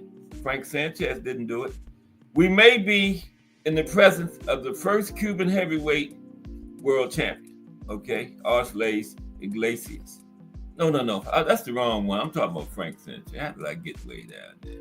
They call this Iglesias El Tornado. Sorry about that. I was on the wrong person, okay? He was finally able to cross the Atlantic thanks to the promotion of Eye of the Tiger, a fact that has made him one of the most talked about Cuban boxers of 2024. His best attribute is undoubtedly his tremendous punch. Iglesias is one of those few boxers who send you to the canvas with an angle blow, okay? He is currently the IBO super middleweight world champion. IBO, International Boxing Organization. And his last fight was a spectacular knockout over the Russian. Now, I think he had one since then, Evgeny Chervenchenko, right? I think he had a fight since then, but he did knock him out. That was August 17th. Yeah. I think he had a fight since then. Now Frank Sanchez, okay? Frank Sanchez. Frank is currently, we're winding down now. Frank Sanchez currently has 25 fights. Frank is 24-1, 17 knockouts. Yeah, that was Frank's record. Lacey is 13-0 with 12 knockouts. And then Lacey has a 92.3% knockout rate. That's the puncher we was talking about. Frank is 24-1 with 17 knockouts. Yeah, Frank lost his last fight to Carvalho. I don't think he fought since then, has he? Yeah, last year. Now, like I was saying, Frank may be the first Cuban heavyweight champion. Okay, I don't know now after that performance against Carvalho. Yeah, he lost by TKO, but his knee wasn't right? Now he's recovering from he had an operation on that right knee due to an injury suffered, but his knee was already bothering him before that fight because they had a big ass brace on it. Remember? Now his most notable victory was against Nigerian contender Efe Ajagba in 2021. Yep. William Skull. Okay. William Skull. Now, William currently has, when did he get supposed to fight? Canelo or something? 23 fights, 23-0, 9 knockouts for William. Okay, just got a couple more. I mean, we're going to get some link time today. Now, he's ranked number 1 by the IBF. That's why they stripped Canelo, because Canelo didn't fight him, right? And he's been the mandatory challenger for champion Canelo Alvarez for almost 2 years. Although his record often does not include big names, he does show improvement with each opponent he faces. His most notable win was against Russian Yevgeny Shevchenko in 2022. Okay, Yoenis Tellez. These are just some of the current fighters, Cuban fighters, since we talked about the greats. Yoenis is 9-0, 7 knockouts. Yoenis 9-0, 7 knockouts. Now, Yoenis is one of those atypical cases of Cuban boxers who reached the professional level without an amateur record. At only 24 years old, he's one of the flagships of the so-called new generation. He became known worldwide after arriving as an underdog and delivering a terrifying knockout of the experienced Spaniard Sergio Garcia on the Spence Crawford card. Remember that? Yeah. He is trained by the legendary Ronnie Shields and shares a gym with David Morrell Jr. For those reasons, several specialists consider him a future super welterweight world champion. Yeah, keep your eye, Yoenis Tellez, keep your ears open for him.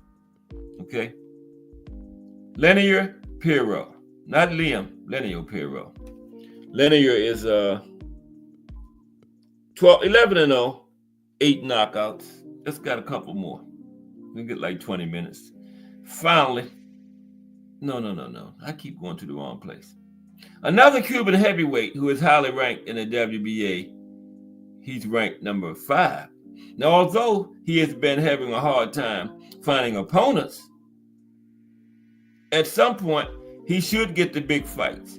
He has a great amateur record and is very popular within the Cuban community. Lenier Pirro. Some names to keep your ears open for. And finally, Javier Herrera.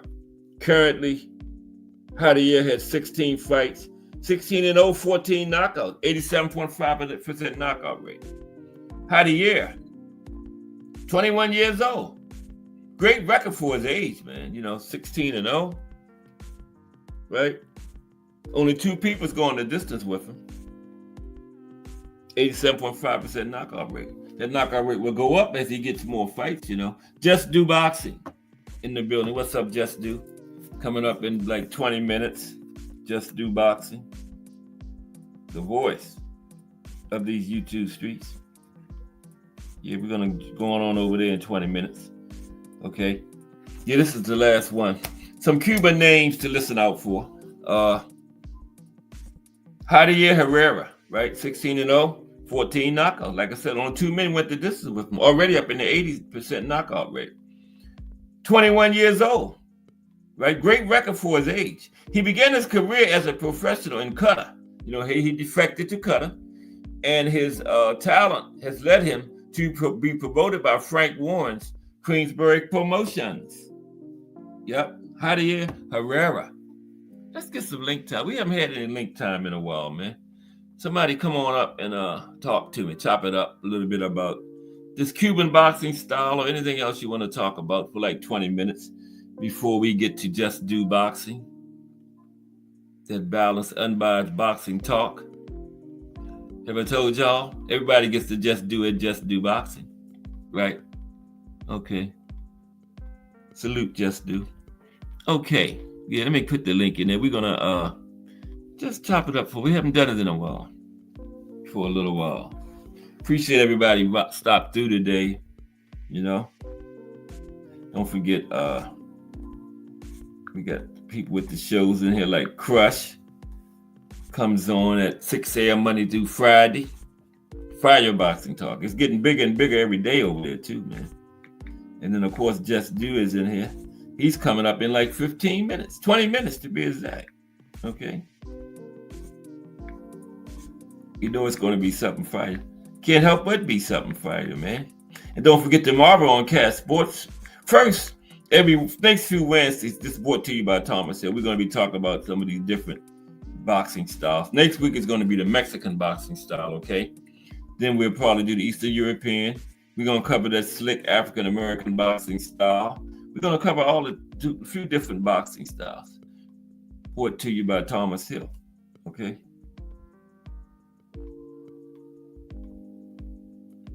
But right now, let's chop it up for a minute before I get on up out of here.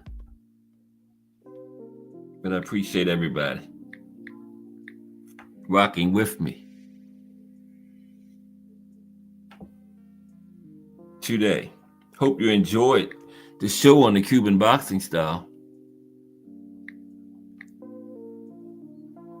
today. Monday through Friday, boxing history. Because, like I always tell y'all, anything you love, like we love boxing, it makes a little bit more if you know the history of it, Know what you're looking at, what you're talking about.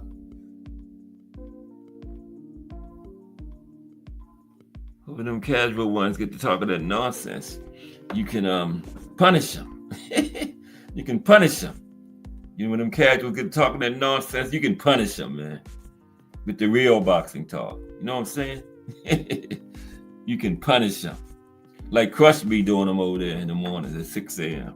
Crush be punishing them, man. I love it. I be in there high-fiving the phone and stuff. High-fiving myself. You ever seen anybody high-five a phone?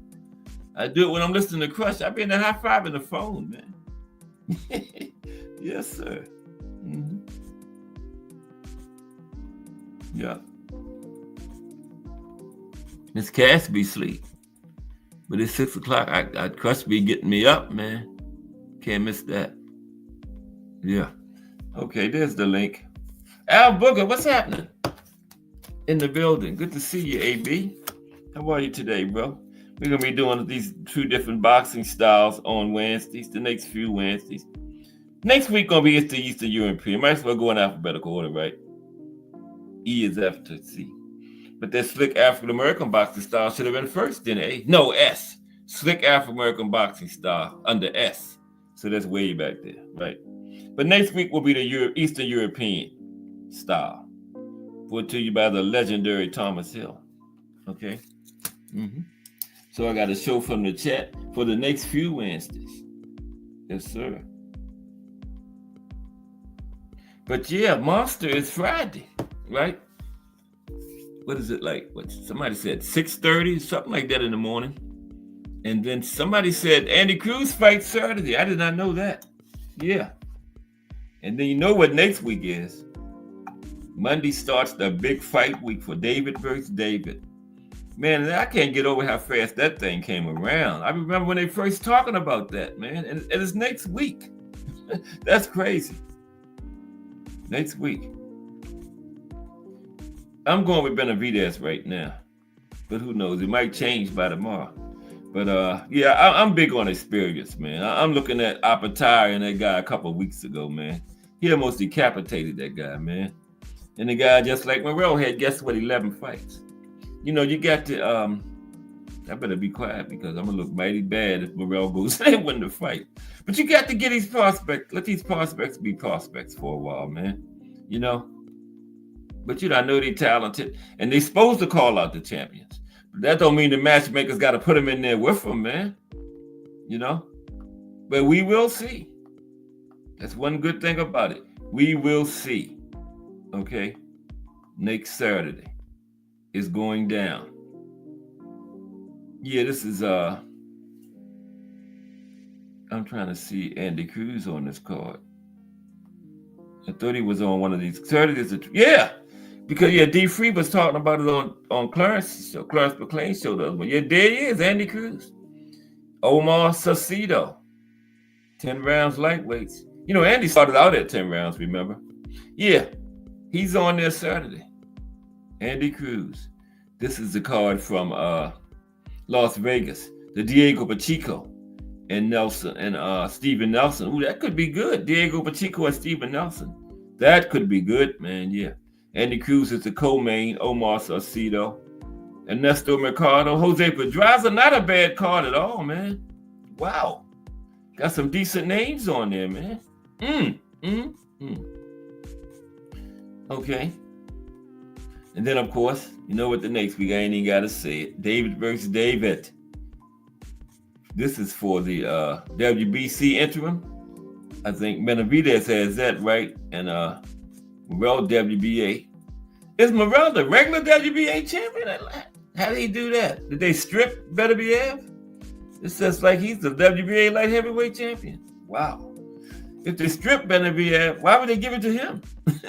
I don't know. Boxing is just crazy, man. Figueroa and Cool Boy on that card. Beautiful card, man. And Pitbull and Angel Ferreira. I hope Ferreira go ahead and beat Pitbull so he can put him on out the pasture somewhere, man. If Tank hadn't hurt his hand, we wouldn't even be talking about Pitbull at all. Because if Tank hadn't hurt his hand, Pitbull would have got stopped and we would never had Pitbull. But since he went the distance, everybody started talking about Pitbull. But he ain't all that, man. And this fight is at 140, I think. 4'11" fighting at 140. Who is Angel Ferreira? Come on, Angel. I'm rooting for Angel Ferreira to get Pitbull up out of there. Up out of here totally. But not a bad card. Not a bad card at all. And that's how we doing it, man. Adam Azim. Oh, that's on the same day as David and David. Adam Azim, good young UK fighter. Against Sergey Lipinets, that'll be a good test for Adam. Sergey is a good step-up test for the young fighter. But Sergey going over there to London, Sergey, you better stop him, Sergey. You ain't getting no decision against a popular young fighter like Adam Azim in London. Sergey can forget it. Sergey ain't stopping nobody. So that's a good test for it, though. And the GOAT is for him, excuse me. I was looking at the GOAT, February 2nd. That's next Sunday then, right? Clarissa Shields and Danielle Perkins for that heavyweight title that Clarissa won last year. All right. So we're in good shape. Then the JBT meet and greet one, remember, March 1st. The meet and greet is February 28th, okay? $30 tickets will get you in. And that $30 also puts you in running for a free ticket to the fight the next day, okay? Can't beat that. And if you can't attend the event, just give a donation, okay? Meet all the content creators. Just Do Boxing, J Hardcore, D1 from the Angry White Men, Senior and Squeeze from the Rise Podcast, and meet Old Cat Sports up there in New York on February 28th, okay? Yeah, I'm gonna drag my old butt on up there, okay? But you want to meet me, you got to come to the table because I'm gonna be sitting down. I'm old. I can't be walking around shaking hands and all that kind of stuff, okay? Here's the fine Arnie one. What's happening? How you doing today? Okay, how you doing today, sir? I'm good, thank you. Good to see you. You as well. I think you're right about Pitbull. Actually, Mm-hmm. I mean, if that's 100% Tank, I mean, yeah, the story is very different on Pitbull.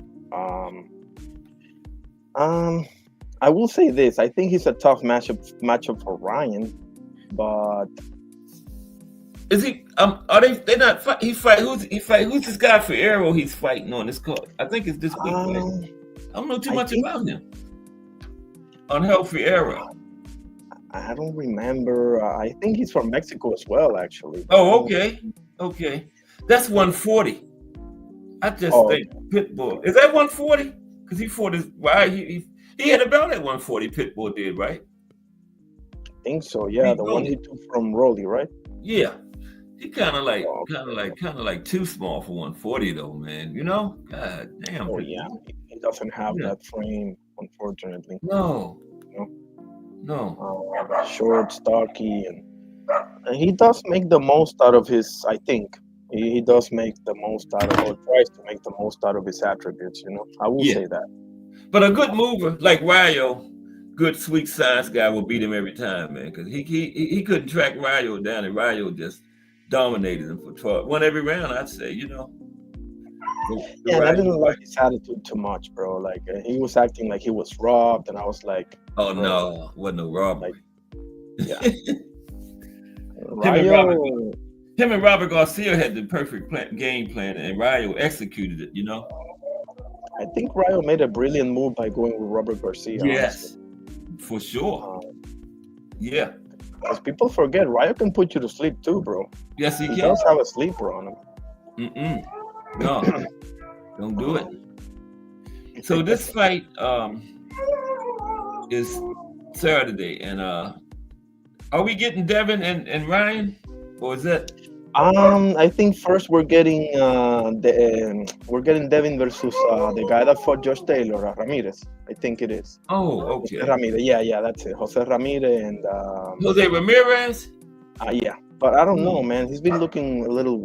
I don't know. Like ever since that fight, I don't know. Like he's gone downhill. I think. Who, Jose? Yeah. He's getting It's old, man. Prime He Jose was, would beat Devin because he was tough, man. he I was would beat very Prime tough. Jose, and he could Absolutely. move too. It wouldn't be no. Absolutely. Yeah, he was a decent boxer too. So yeah. And Ryan gonna see Rolly. Oh, So that's the card. Okay, yeah, I knew it was one of those cards. Yeah, I got Ryan stopping Rolly, man, in that one. me What you too. got in that one, Ryan and Rolly?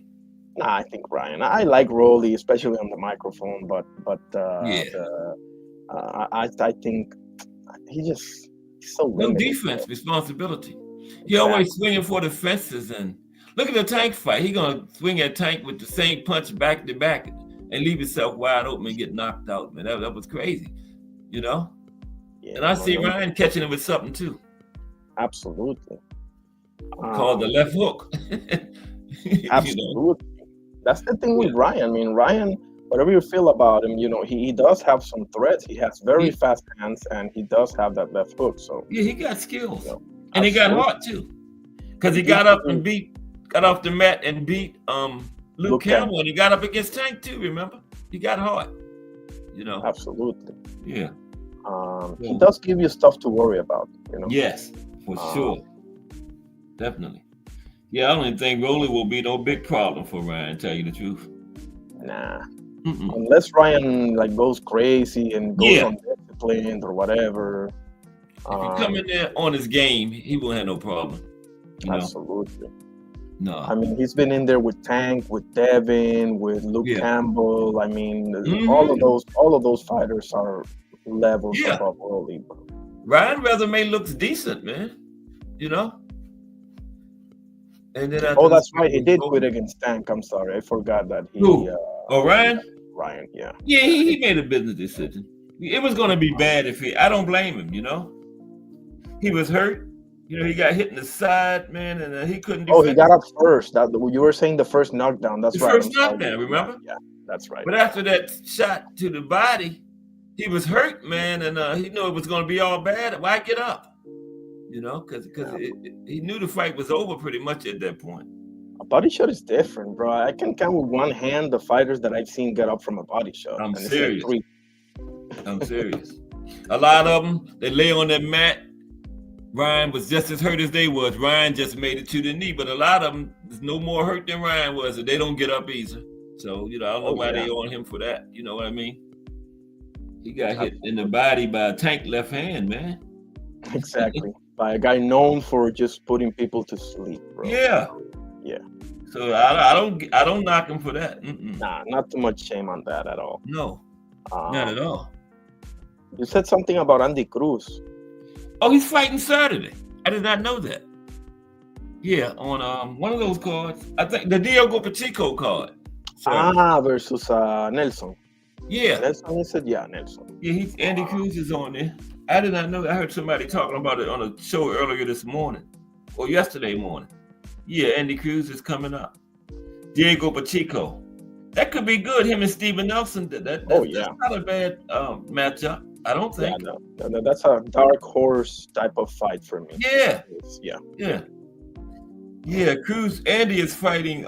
He's the co-main. Omar Salcedo. Guy that beat Chris Colbert, right? You know anything about Omar Salcedo? Yeah, I think he beat Colbert in Pro Box, if I'm not mistaken. Oh, okay. Okay. Well, I got some people coming up here. Oh, did he? Okay. Man, this year just keeps getting better and better, man. For real. Who's Salcedo? No, I mean like the year just keeps getting better and better. Oh yeah, for sure. What's up, gentlemen? We got Ant and Jarrell up here. I got Job. What's up, fellas? What's up, Ant? What's up? Fine Arnie. How you fine gentlemen doing? What's happening, Ant? Good to see y'all, gentlemen. Jaw. Always great to see you guys. And I'm just looking forward to you doing some more reviews on the fighters, man. I need to see the Salvador Sanchez now there. Defying Arnie that put me on him. So now I went and watched him. Like, amazing, for real, though. Oh, Salvador Sanchez? Oh, yeah, bro. I like his style. Yeah. Man, that guy was 23, when he died. I just imagine what he would have been, It wouldn't even be a discussion who the Mexican GOAT is. Wouldn't that even be would have lasted or like best featherweight either, You say he passed away at 23, had more 23, man, yeah. Still in the Hall of Fame. 60. What did you say, Jarrell? He had like 60 fights, I think. Almost, yeah. Only lost one. 23? He started because he started at 16. You're 16. Because his family was real poor and everything, so he started fighting early to make money. He had his only loss at 18. Never lost again after that, yeah. So, yeah, he was a bad man. Not only that, he was a throwback. He was a dude that, didn't talk trash, super. You see him on the street and you think he's, I don't know, like, a pretty decent, low-key, like, dude, shy and all that, until you mess with him. He just liked to drive fast. The Afro. Turned his car over. Late 70s, early 80s, around in that time frame. He had that Mexican Afro jumping out. You don't see that. I think the accident was in 82, 82, I believe. Or 81 or 82. Around in there somewhere. Yeah. That's a damn shame. Yeah, I know, man. He liked to drive fast, they said, and turned his car over. Yeah. Yep. He wasn't still to this day. You see how Roy Jones and James Stoney talk about him, and absolutely. Yeah. Oh, I never saw that. That was you telling me that they speak highly of him. Okay. Oh man. Roy Jones said in an interview, the best fighter I ever saw was Salvador Sanchez. Roy Jones Jr. said that, bro. Well, that's high praise, man. Yeah, from Roy. Because Roy was like an amateur then, when Salvador was fighting, young. I think the thing that makes Salvador Sanchez so remarkable is that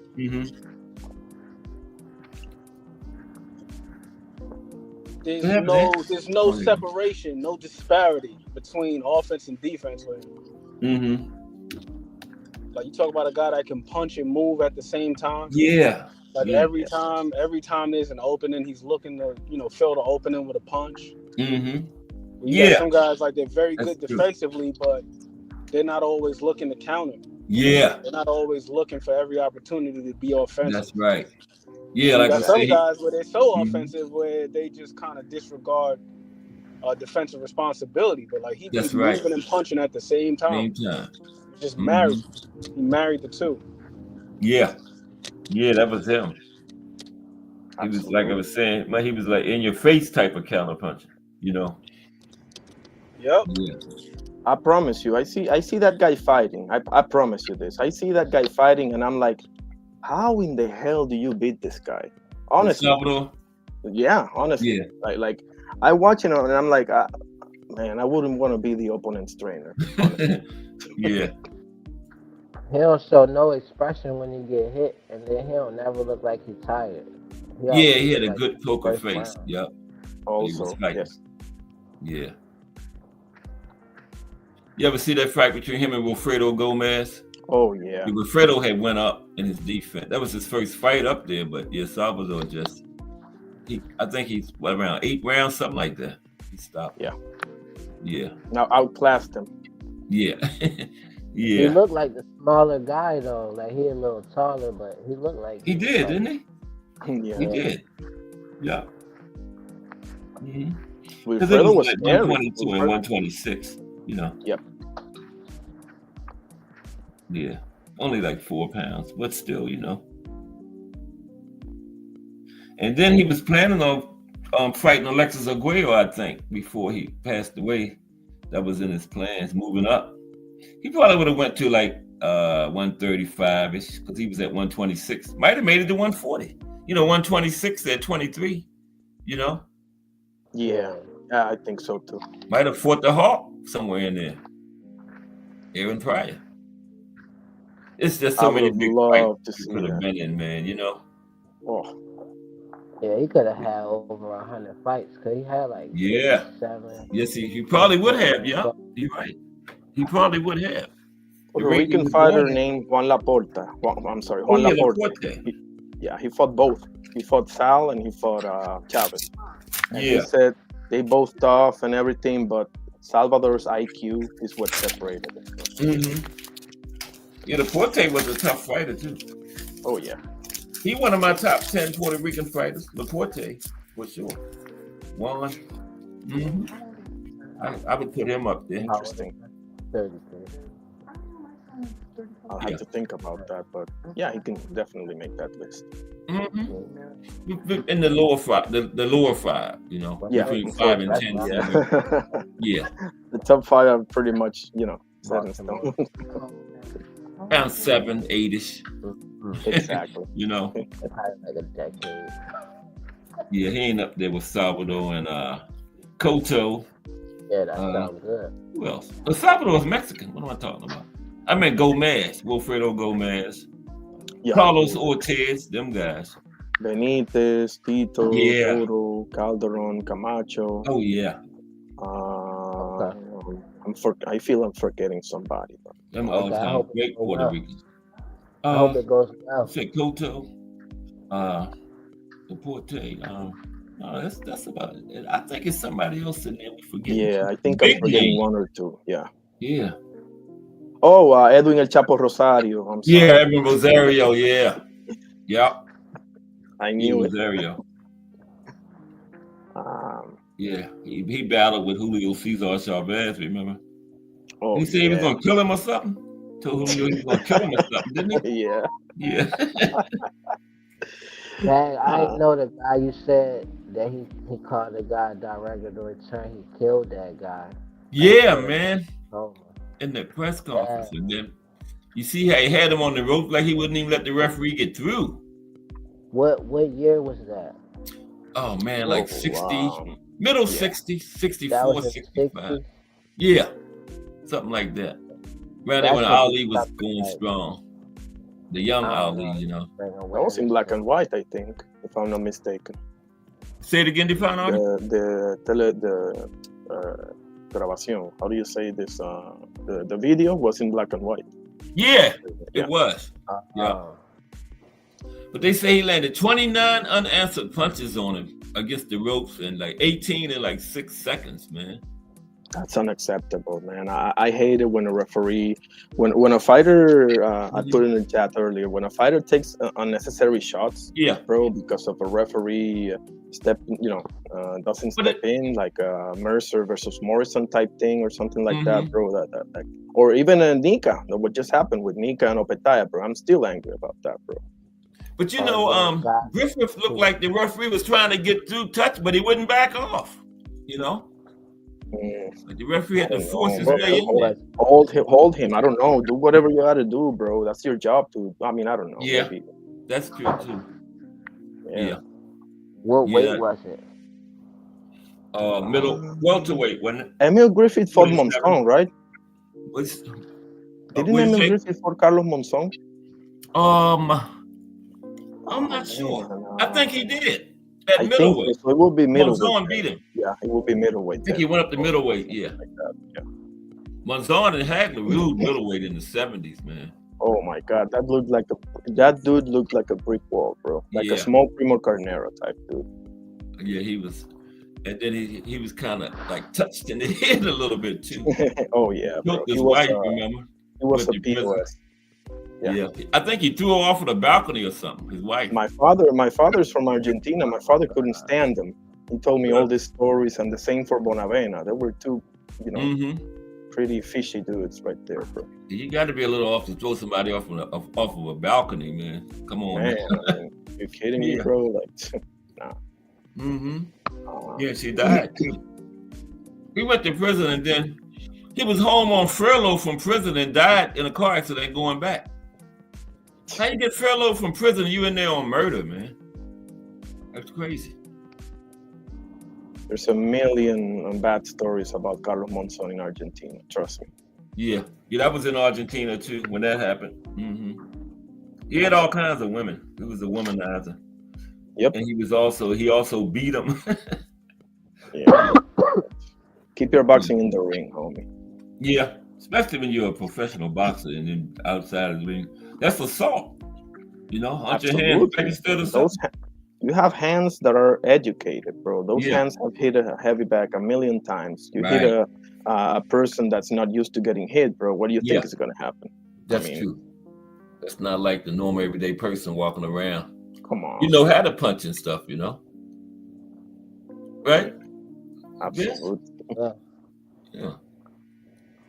Ain't that right? And a boxer walking around punching on people and stuff, they have an advantage over a regular average person walking around punching somebody. That's what they do for a living. It's like one of these dudes, like the UFC guy, the Brazilian guy that paints his face and does the arrow thing when he comes in. I think Herrera is his name. Imagine that dude kicking some regular dude in the legs or something. What do you think is gonna happen, bro? Like, nah, man. They tried to charge this one boxer, Max Baer. The guy died in the ring on him. They tried to charge him with manslaughter, but it didn't go anywhere. But they actually tried to charge him. And it happened in the boxing ring, So, yeah. And Max Baer was a weird one because Max Baer worked in, what did he do? He did like worked, I think, in circuses or something like that, where he learned how to do these moves with his feet and stuff. If you watch the Primo Carnera fights, bro, he had a million cheap shots, but he knows how to do them. You gotta like really watch him to see. Okay, he's doing this with his feet, so he can. Oh, trust me, bro. Who is it? Max Baer, right? Cass, Baer. Is that how you spell his last name? Baer. Yeah, that's it. Baer. Yeah, Max Baer. Yep. There it is. Yeah. I was way back in the day, but I remember that. Yeah. You ever heard of the Beverly Hillbillies, Jarrell? Old show. I heard of it. His son played on that, Jeffro. Yeah. And they had a brother that boxed too. That's the one with that car on there, like that famous car, the orange and blue one. Yeah, they found oil and they moved to Beverly Hills and the old hillbillies, Beverly Hillbillies. He had a brother that boxed too, Buddy Bear. Yep. Ant, are you there? Oh man. I wanted to thank Ant Yes, for sir. the for the how you doing, Ant? God bless you. I wanted to say thank you for the Patterson interview, bro. Like I watched that like 2 or 3 times already. That's real awesome stuff, man. Like, Which interview was that? Man, that was one of my favorite interviews. The one that he Oh, did in Patterson. 1985. Oh yes. yeah, we was talking about that one time. Yeah. Let me give you the Yeah. there it is. Floyd Patterson, Once a Star, Raw, Floyd. I had it on my favorites and everything, bro. Yeah, we was talking about that a couple weeks ago, I think. On here, remember? Everybody should watch that one. Yeah. That is real awesome stuff. You know what though? The fine irony is like watching that interview, it made me a lot less, for lack of a better word, like cynical of today's boxing, the scene, the landscape, the fighters. Because these same talking points in 1985, you have Floyd Patterson talking about how he felt as though fighters were prioritizing, the spoils. Yes. Above the sport itself. And that's something that we talk about today. These guys don't want to fight each other. Everybody's looking for a payday, yada, yada, yada. Yeah. 1985 was 40 years ago. Exactly. And these are the same talking points. There was a section in the interview where he talks about the number of belts in circulation. And why we have so many belts. Something that we complain about today. Same thing. So it's like it's very easy to romanticize the past and say it was this, that, and the third. It was so glorious. Not to say that it was all bad, right? But it also isn't this mystical thing that we've made it out to be in our minds, especially when we look at certain fights without the context of the times in which it took place. Now you say like, well, Sugar Ray Leonard fought Marvin Hagler and so on and so forth. Right. But every single fight wasn't an absolute banger like that. Like you had, like go look at Sugar Ray Leonard's resume. Yeah, he fought a lot of great fighters, but then there's also a whole bunch of other guys who are largely unheralded. Nice. Some of them still haven't heard, wouldn't even have heard of. Absolutely. That's the thing about it wasn't today. Just killer after killer. Today though, they got a lot more gates and like where you don't get to see those type of fights. Like a lot of people that is unknown is really good, talented fighters out there. I just don't think that's fair to like younger people who doing it. I was listening to like the amateurs coming up, they want to, have a certain lifestyle or whatever. They got like dreams and stuff and goals, but it's like a lot of gatekeeping, like a lot of people. I just feel like ain't no reason why they can't promote. Like even like saying if it come to like women's boxing, like ain't no reason why they can't promote it. So that just seemed like just not wanting somebody else to have an opportunity. Like even the Olympics, like it used to be more of a big deal to get like gold medals and stuff. That's true. It did. Yeah. That's a good example, actually. Yeah, it is.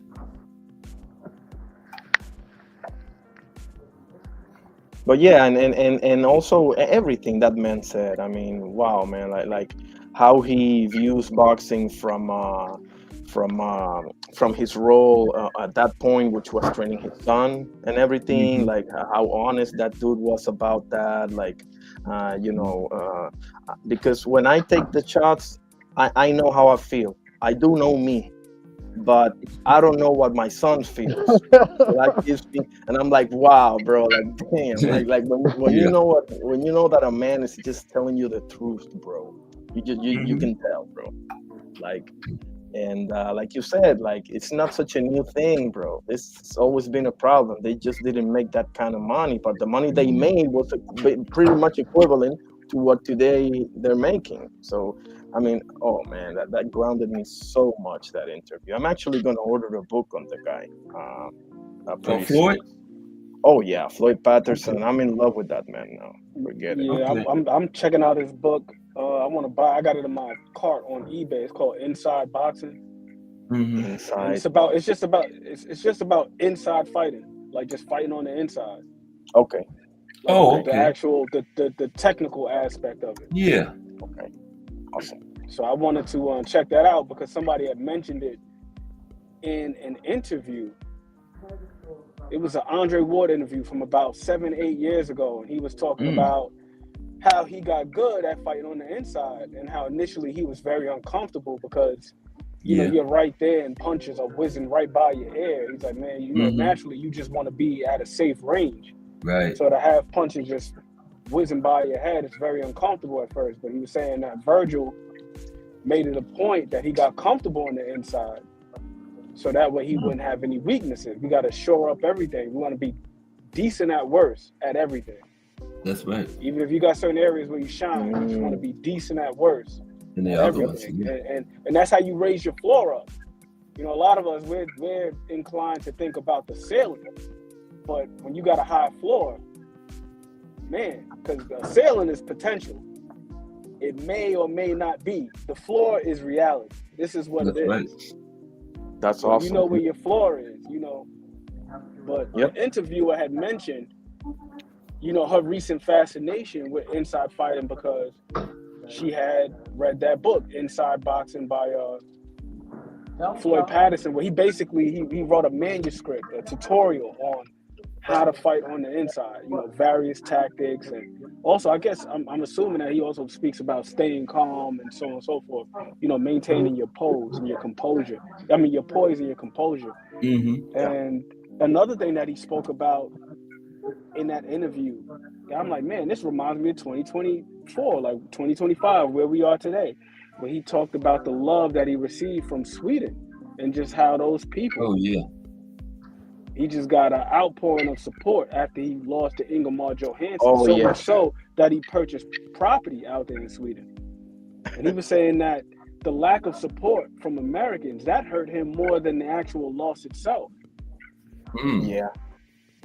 Yeah. Oh. So that's something that's been ingrained in our culture for God knows how long. I mean, you just think about just certain things like that dog-eat-dog mentality that we have, that bandwagon mentality that we have, where we care more about the winners and the results than we do the actual process and the journey, everything that it takes. It seems like overseas they have a greater appreciation just for that, the journey. Yeah. Facts.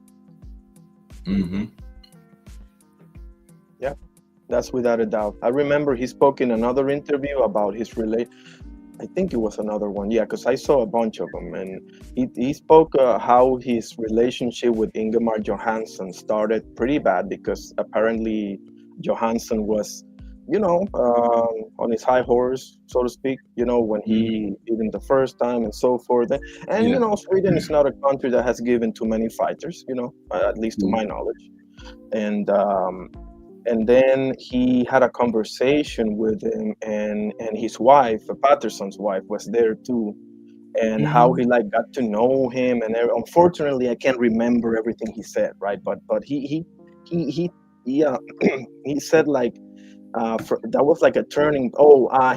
They was in like a party, and Johansson was like drinking and stuff, but not in a way that he was like saying disrespectful stuff. The contrary, actually. And they had like a 2-hour conversation, and it was awesome. And then I think they remained friends thereafter. You know, they did. Yeah, that was they did so become awesome. friends. Yeah. Yeah. Okay, fellas, we gotta get ready to go. Y'all got anything else? Conversation getting good. Peace and blessings. I wanted to know what you think would be a good solution about that type of mentality that Aaron was talking about for like in this nation. Job, we just got to just change culturally. We have to that would be prioritize the process, man. I mean, you look at where we are nowadays, and it take time. We take photos, we take videos, and we doctor them up a million times, and we got to get the angle right, and it's all about, you know, everything being glamorous. So that is so true. Just to get to a space where, you know, the process itself is, like how can I say, celebrate it. You got to celebrate the process, man. Celebrate the process, and just look at where it takes from somebody to get from point A to point B. Like I was saying about Cuba, just recently they were granted the right to fight as professionals without having to defect. But when they had to defect, you got to think about that process. Your Dennis Ugas was talking about how he tried to escape 6 times. Got thrown in prison each time. And then on the 7th attempt, he finally made it to America's shores. And look what they had to go through on the way, though, you know, on the raft and all that kind of stuff. Yeah. Yep. So how can you not celebrate a guy like that? Yeah. Us, we don't care about any of that. It's just like... All we care about, he made it. It's all about the glitz and the glamour. Yeah. It's like, are you a star or not? And I think another thing that you said, this doesn't necessarily speak to that point, but I feel like it kind of coincides, right? As far as highlighting fighters on the come up. Yeah. I feel like the sport as a whole needs to be promoted. And I feel like the way in which these promoters can do that is by having more showcases that focuses on the brand. Not just one particular name, but the brand itself. Like once upon a time, we used to get so excited to watch Showtime After Dark or ESPN Friday Night Fights. So it's not just about this particular fighter. Yeah. It's about the brand itself. And then we just like, man, I'm excited to watch boxing. And then Didn't this even matter fighter who was just so fighting. happens to be on that. Exactly. That's right. This fighter just happens to be on the card. And then you're like, man, this guy was pretty good. Then you look forward to seeing him fight the next time or seeing the woman fight the next time. But when there's so much priority placed on the names themselves, then we kind of forget about everybody else. It's like, it's either you're Shakur Stevenson or you're nobody. You're either Tyson Fury or you're nobody. Or you're either Tank Davis or you're nobody. And then these other guys, to your point, Ja, they got skills too, but we don't care about them because we, for whatever reason, we conflate notoriety with quality. So it's like, we haven't seen you if your name isn't being broadcasted on every podcast, on every billing, that we just associate you with being just terrible. Like you must not be good if we don't know about you. But no, these are the fighters that have relationships with these promoters, with these sanctioning bodies, and so on and so forth. So whoever has the affiliations, they're going to be the ones who are getting promoted. We look at this. No, so we look at the schedule and just looking for certain names, you know, instead of looking at each fight. That might be the best fight on the card, but you're just looking for certain names, certain big names on the card, you know. And then if you don't see that certain name, you don't even watch it. I think we set this impossible bar on people also. Like, for example, like we keep setting the same bar for everybody. What I mean by that is we start comparing people too quickly to Floyd Mayweather or to I don't know, Muhammad Ali or I don't know, Michael Jordan, LeBron or whoever, whatever sport, you know. Like I've seen like this pattern where we set this impossible bar upon people, where everybody is on their own journey. Like this guy's story is this guy's story. Forget comparing against this guy, that guy. Okay, you can do that maybe when they retire, fantasy matches, it's always fun.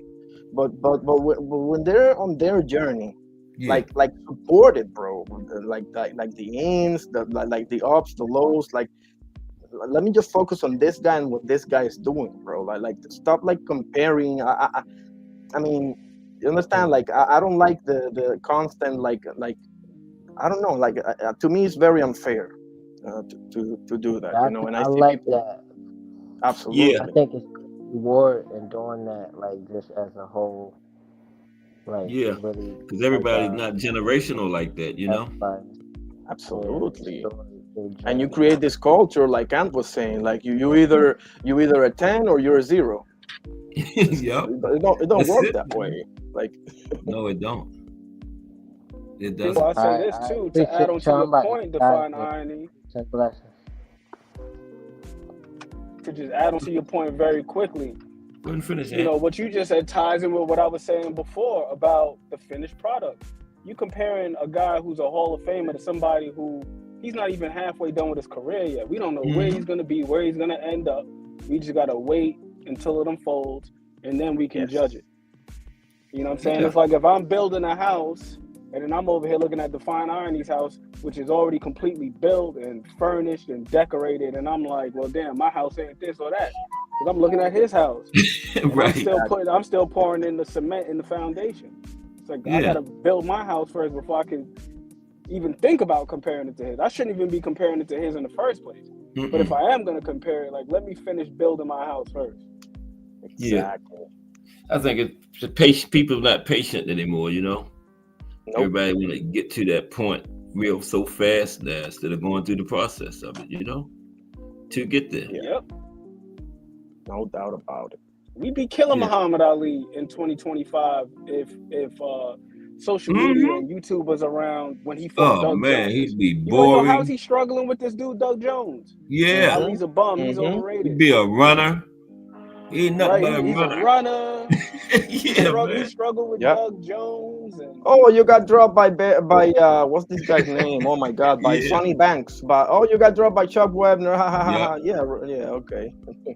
It will be and that. then once Frazier beat him, that Bennett, he's a bum. Then we don't want to see him anymore. He would have been a bum. He took a loss. Oh my goodness. Ken Norton got robbed. It would never stop, man. It would never stop. No. It would never stop. And then that's the other thing too. You know, we remove the context from these fighters. That's the other thing. Like you're judging these guys based on these legends. You're using them as the barometer, right? But once again, like I just mentioned, Muhammad Ali having a tough fight with Doug Jones. It's the equivalent of Abdullah Mason getting dropped in a fight with what's the guy's name? Vasquez. He gets dropped by this guy. All of a sudden, he's overrated. He ain't this.